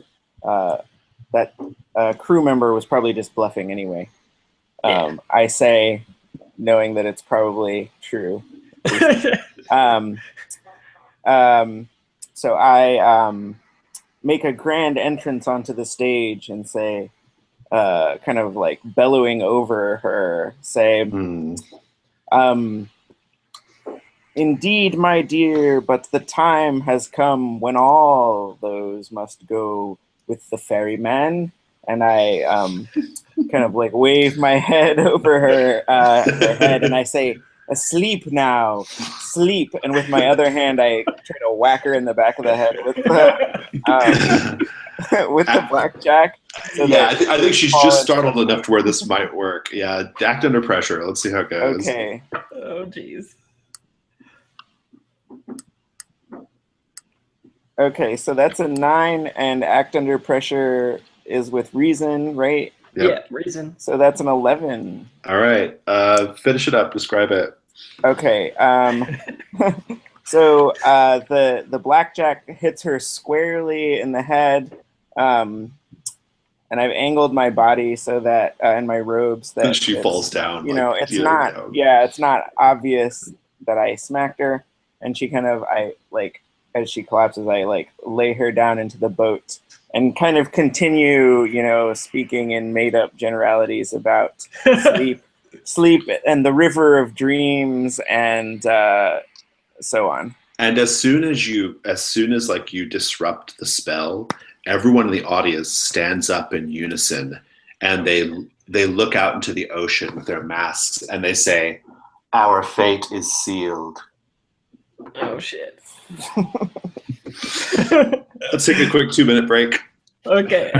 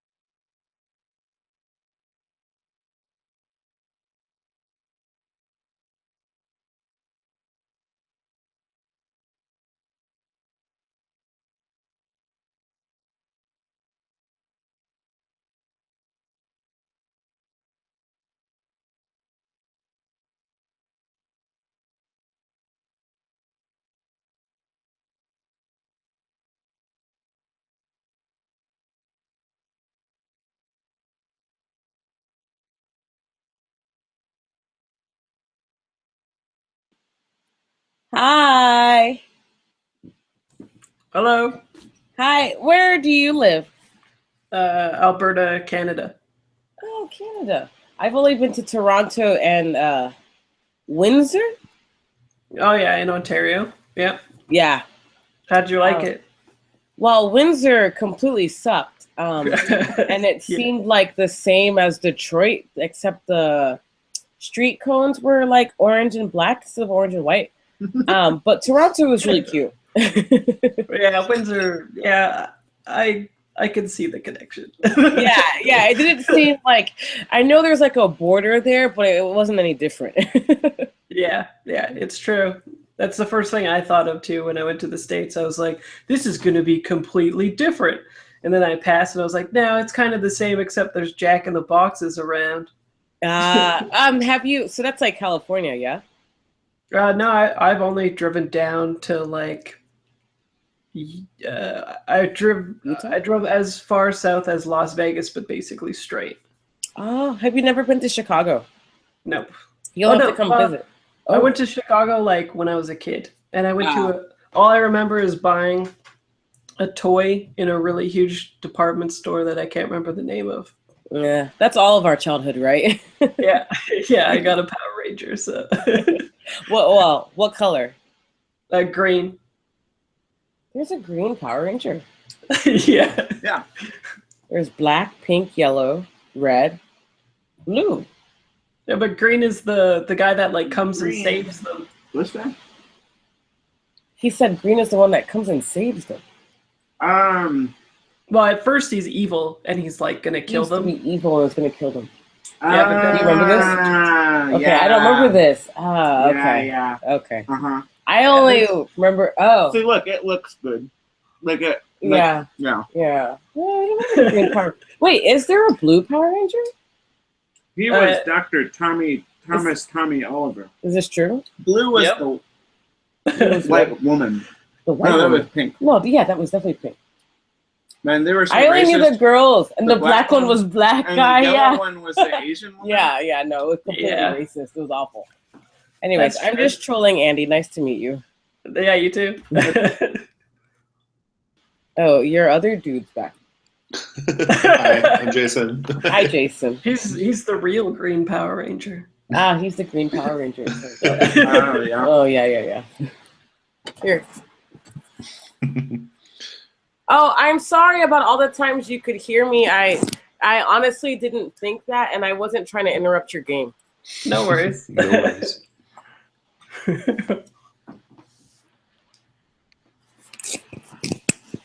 From time to time, people just got to talk about Power Rangers, yo. Yeah, so they all stand up and they look out into the ocean and they say, "Our fate is sealed." Right. Oh, So- shit. Yeah. Ben, what are you up to right now? I'm like shit, and I'm like looking for the escape dinghies. Yeah, I think as you're running around looking around, you can. Captain Merriweather, he looks a little agitated. He's like a little more animated than normal, right? He finds you and he says, and I think the first mate's with him. He's like, "What have you fools done? We're entering the Yellow Meridian without an offering to the king. Don't you know you've condemned us?" Why don't we just turn around and get back out of the Yellow Meridian? He's like, "It's too late. It's too late." He's like, "It's all too late. All is lost. All we will know is the face of our Lord and then nothing else. If we're lucky, he will let us die quickly. If we're lucky, he will not put us into his yellow pit. If we're lucky, he will not torment us in the hell of 1,000 torments." And he's just going on and on. Jeez. I'm just gonna walk away. Meanwhile, what are Ferryman and Billy? What are you guys up to? I think I think the only hope we have is to get in the friggin' dinghy in peace, man. Because, like, I don't see us, like, saving all these people as much as Billy would like to. Like, I think they're pretty caught in their reverie here with their our fate is sealed. Yeah. Well, so yeah, the original plan was they would basically be like primed and ready for this sacrifice. They would they were going to willingly go to Beaumont Island, right? They would take small boats out to Beaumont Island, but that's all kind of messed up now. So you guys are just going to run, just going to get in a dinghy and try to get out of there. Yeah, I think so. Professor Ackerblood, what do you think? So I think I'm torn between the like wanting to escape and like trying to escape with my life, but I turn to them and say, we're all together right now, or was Ben separate, or you and Billy are more or less together. I think Ben. Okay. You can see Ben like arguing with the captain, right? Yeah. This is all in the same Okay. deck, so. Billy, you can escape with Ben if you want to. I won't hold it against you, but I'm an old man, and if I can do any good on this ship, I'm going to try to do it.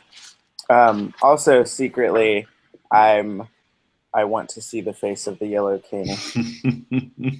Yeah, I want to go insane too. So I was kind of hoping you would say that. Yeah, like Billy's not going to leave everybody alone. Like, if anything, he thinks that this is happening in part because of him anyway. So if he can't save anyone, he's not going anywhere anyway. But Ben, sounds like you're leaving, right? Yeah. Ben's phasing out. He's drop the boat. I'm out. Ben's not interested in saving people, and he doesn't have an academic interest in the Yellow King. So take the woman then. Save her. There starts to be a lot of chaos on the ship. Like, people start to snap out of their reverie a little bit. There starts to be a lot of crew members are kind of freaking out because the entire night sky has turned into this like ochre yellow color, like all at once, like just this like sickly ochre yellow sky with a even more disgusting and sickly sort of orange moon, right? And you see that star. The only star in the sky you see is that star that's supposed to be Carcosa, right? You see it pulsating bright, hot yellow in the sky. And you can hear the captain, the captain's kind of like muttering, you can hear him say, the King of Serpents has arrived. He is descending from his throne on the planet Carcosa. He is coming even now. And he falls to his knees. He's like, please, oh Lord, we did not mean to offend. Ben, you can do an act under pressure to get the fuck out of Dodge. I will do that. So I'm carrying Audra at this point. Oh, you have her. Oh, you have Audra. Okay. Yeah, I think so. Okay. Oh shit. Not good. That's a 6. Yes. What is it? What is it? A 6. What if? Could we help him? Maybe. Yeah, I think so. Is there a help move? Like- Let's see. Yes, there a help hinder. What trust do you have with? Oh, I don't have much trust with him. I think I have 0. You can roll +0. Yeah. Go for it. Yeah. Just So maybe describe how you help.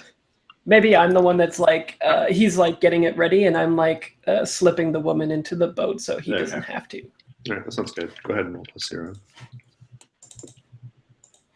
Oh yeah, I help. Okay. 10. All right, awesome. That bumps it up to That makes it a 7. Yeah.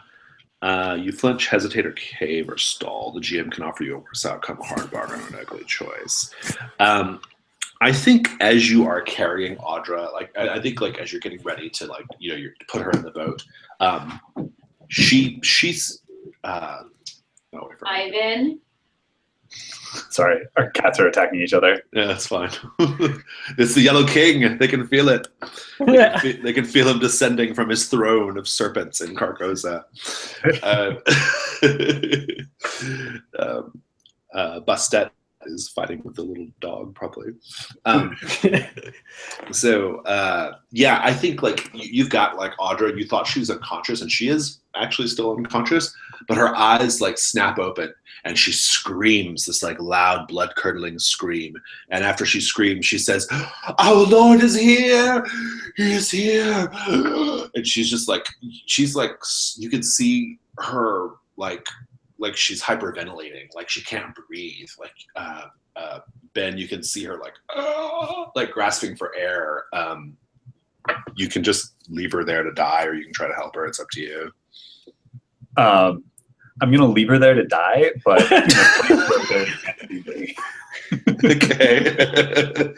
So you're just hauling ass then to get out of there. You're in the dinghy. You probably got a couple of like-minded crew members with you, right? Meanwhile, Professor Acrobot, what are you up to?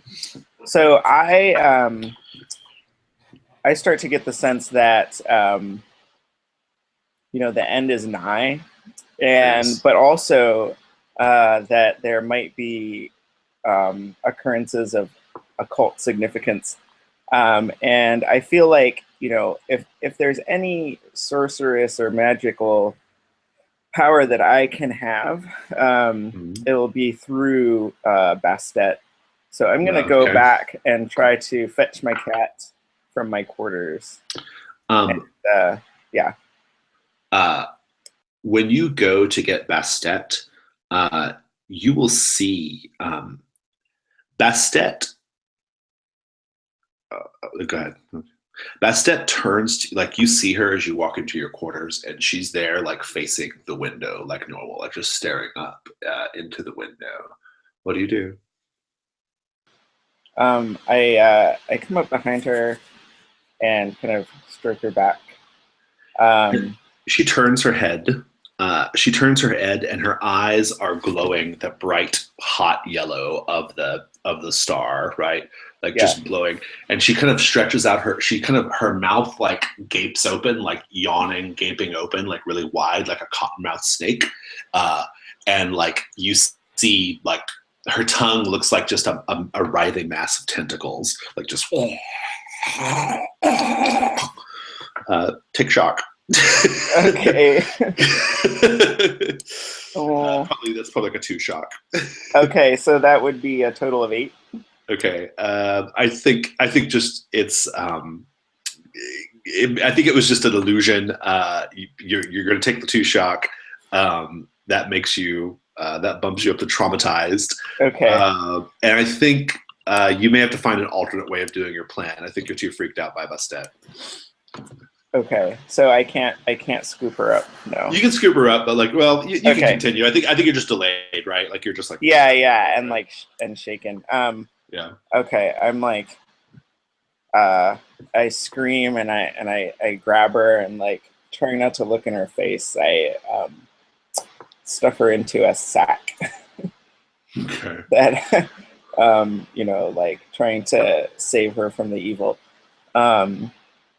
And then I run back out to the deck.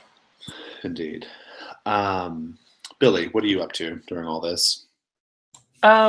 If she's freaking out like that, maybe like I think in his mind at least he's like picturing his wife's face on her face, and he's like, I'm not gonna let you down, or he's like, don't leave me again. That's what he says. Don't leave me again. Nice. And then nice. He's like trying to save her.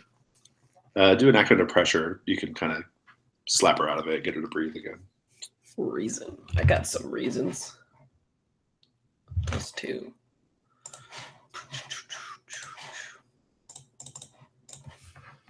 Oh, I don't got reasons. You don't got reasons. 6. She like just like in your arms, like it looks like your wife. It looks like your wife wearing the headdress, wearing the yellow gown, and she's just like gasping and choking, and like all of the color leaves her face. Her skin begins to like thin and tighten around her skull as if there's no cartilage behind the epidermal layer. Like it's just like a slick of skin over a skull, and like bulging eyes, and just like lips curling back and teeth, right? And she's just like withering up in your arms, and she's like staring at you, like chattering her teeth, and she says, "He is here."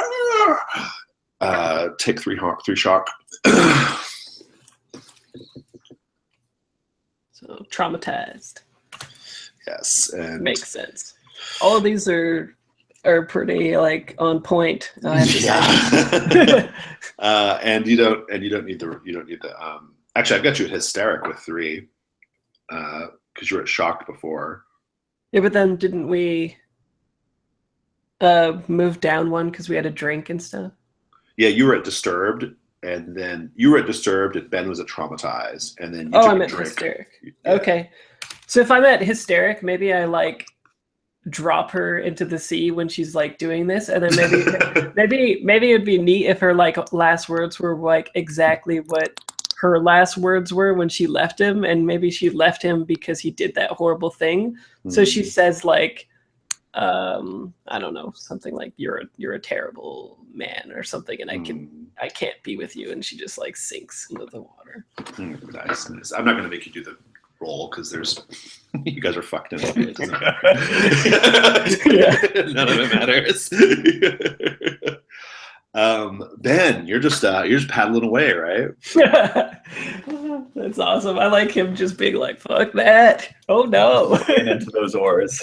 Yeah, the crew members are like they're just like they're paddling. Like everyone like is paddling. Like people are using their hands. Like they're trying to get away from the ship, right? Like it's like get the fuck out of here. You've got like 4 guys in the little dinghy with you, right? And you hear a horn. It sounds like a loud, like almost like one of those like Swiss Alp like horns, you know, but like coming from the sky, like this,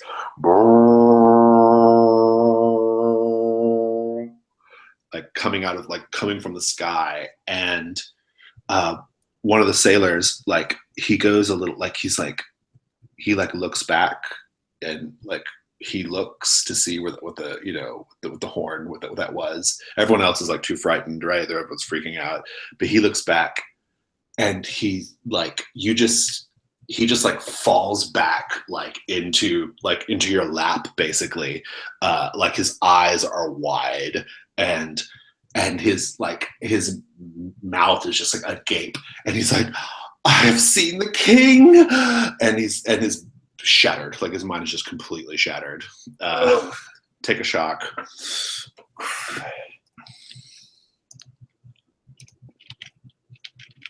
All right. 12.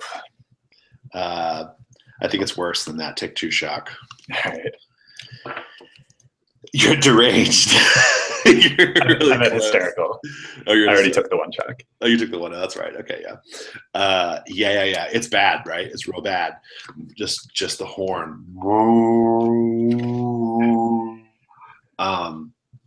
Billy, you hear the horn and you see the sky parting. What do you do? I think that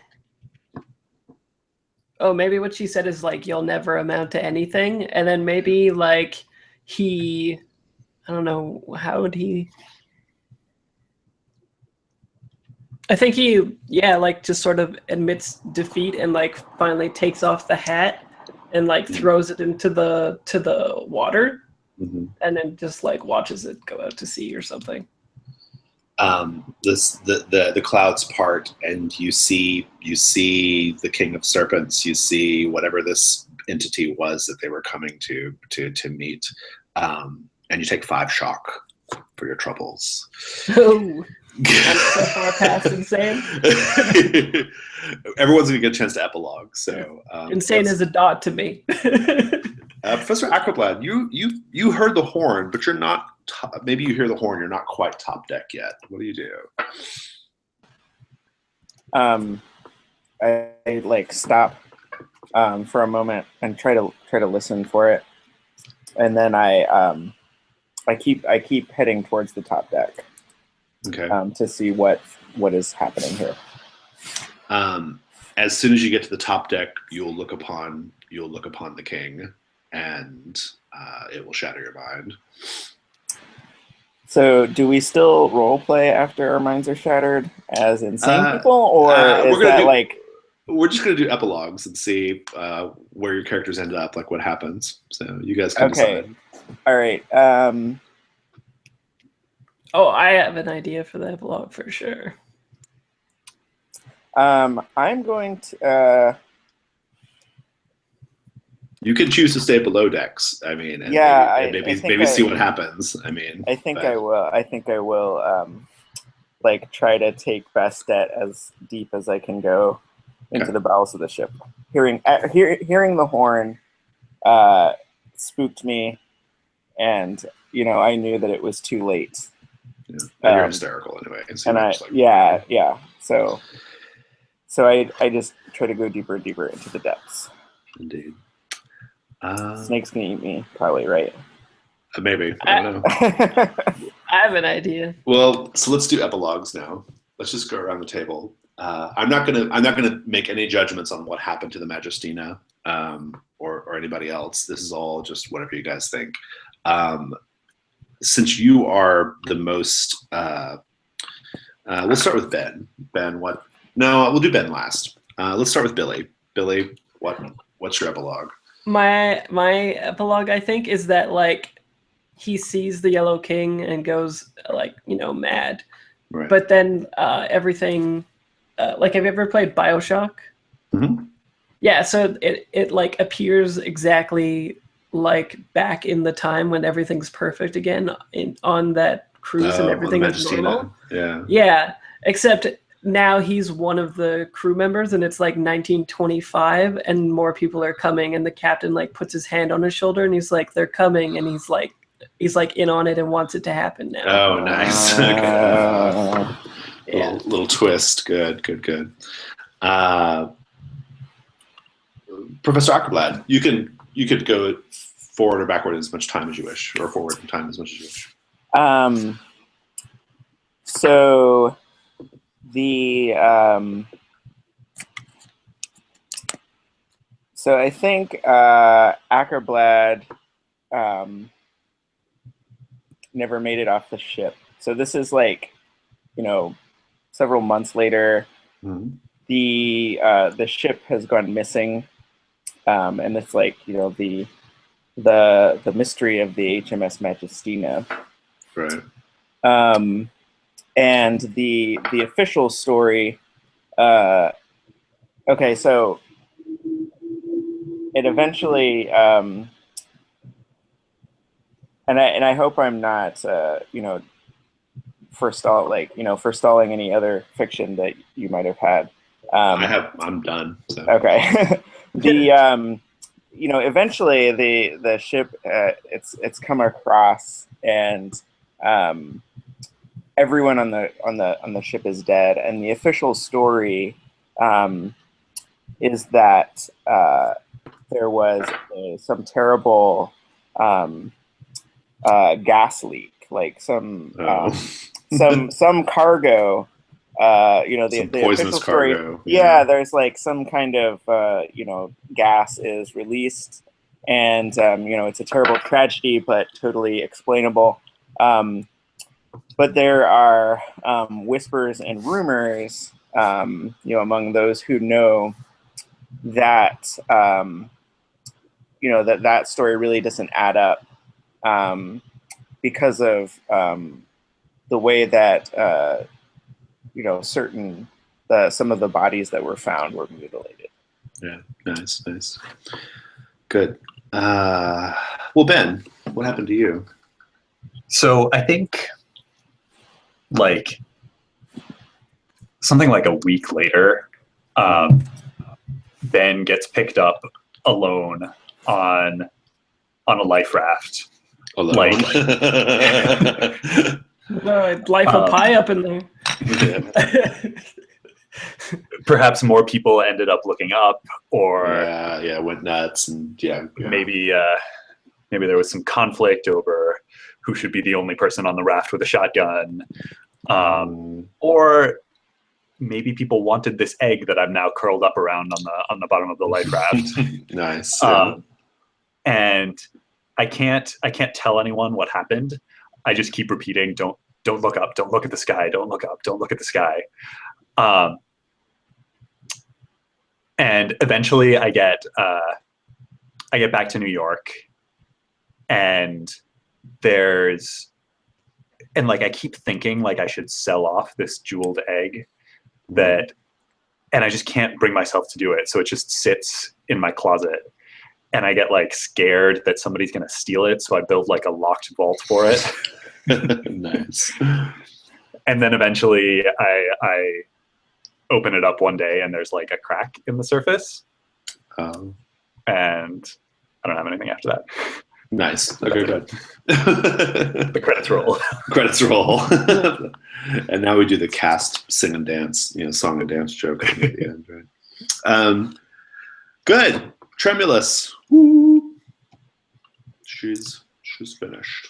Do we want to do a quick feedback thing? Sure. Well, so how did it go for everybody? What'd you think? I loved it. Yeah, I had a blast with it. I don't know. Like, I have a feeling that if you hadn't GM'd a lot of PBTA, it wouldn't have been as good. Yeah, you know what I mean? Yeah. Like I think kind of you made this story really good, unless the system did. Like the sanity track. Yeah. It's cool that it was there, but like that's pretty much all that it adds to the genre, is what it seems like. Like it's pretty much a clear transplant, and then it has a sanity track, and that's about it. Yeah. I have a similar feeling. I'll take the compliment. I thank you for that. But I think that the moves aren't doing a whole lot to be helpful, but there is some good stuff in there. I actually talk about this at length on Sunday a little bit on the new episode of Gauntlet that comes out. But basically, my feeling on it was it was kind of like my ultimate outcome on Tremulus is your mileage may vary. Like I'm good at two things. I'm good at PBTA and I'm good at mystery and investigation games. Those are my two like wheelhouses, right? And so this was going to be fun, right? There was no way we were not going to have a good time with this, right? But I will also say in the game's defense, the procedure for creating the framework is quite good. It's really good, and I used it pretty heavily. Like I didn't deviate from my framework too much. Like, I mean, I kind of rolled with the punches as you guys were doing your thing, but the basic sort of roadmap that I had for the framework was followed like all the way through. So that's something. And I do like, I've come around on the poke around moves and the GM getting hold to spend. So there's some good stuff there, but yeah, there's a lot of the playbooks weren't that exciting. Like I didn't feel like the playbooks were doing much really. Yeah.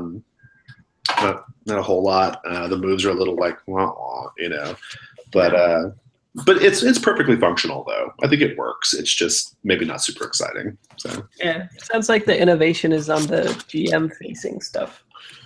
Yeah, it is a pretty good GM. It does have a pretty good GM section, I have to say. So that's something. Yeah, I was gonna say, like, from my perspective, it didn't feel like the system was doing that much for us, but I didn't see any of the GM stuff. Yeah. There was, so I was initially kind of like negative on poke around also, but the results for poke around do kind of shape the kind of story you're telling. Yeah. Like you should be finding hidden places and like I don't know, like the minor items didn't seem super significant. Yeah, it's a bit like, well, I mean, a lot of those minor items, like I hadn't thought of anything beforehand. I was just kind of coming up with it on the fly.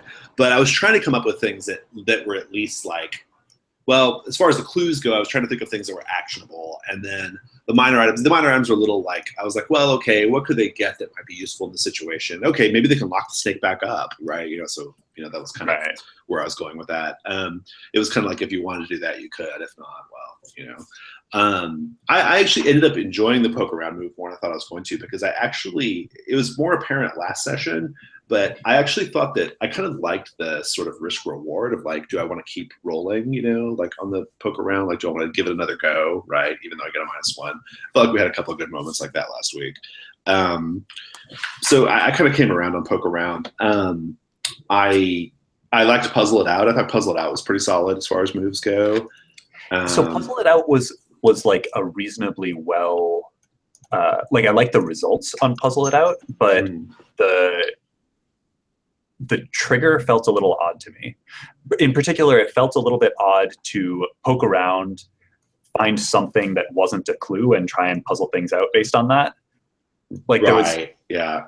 I mean, in PBTA in general, it always feels odd to like roll and then just roll again based on the results of the first roll. Sure, yeah. And puzzle things out felt a lot of the time like I should have been just rolling it right after poke around. I see what you're saying. Yeah. Or after read a person. Yeah.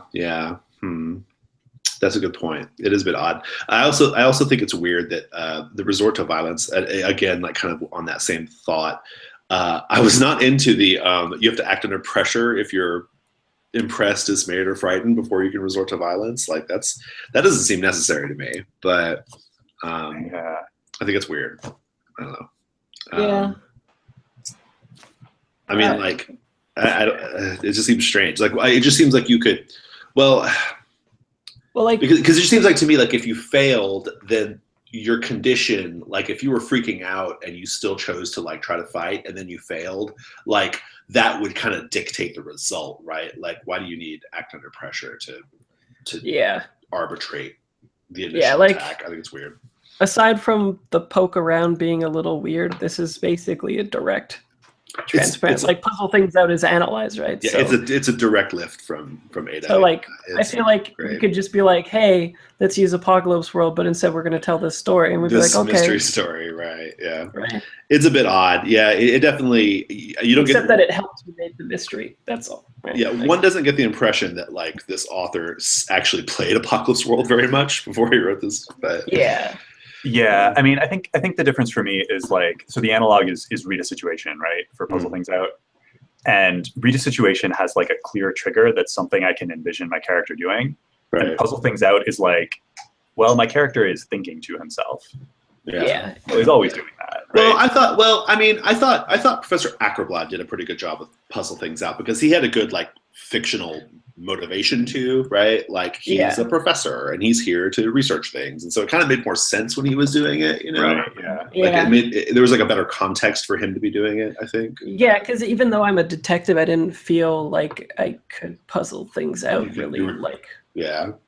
You know, even though I'm a detective and that's my thing, I'm on a vacation, I'm on a boat, you know, like maybe it's just a situational thing, but the trigger for it seems strange. It's a bit odd. Yeah, it's a bit odd. What'd you think, Andy?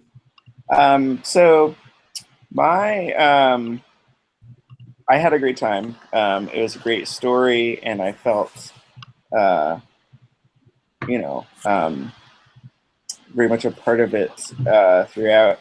And so I don't have a whole lot to compare it to. I've played, I've GM'd Dungeon World, right? And then I've been a player in Monster Hearts recently.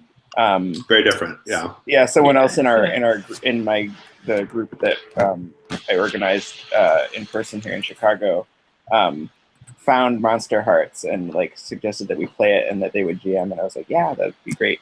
So I don't have a whole lot to compare it to. I do get a sense that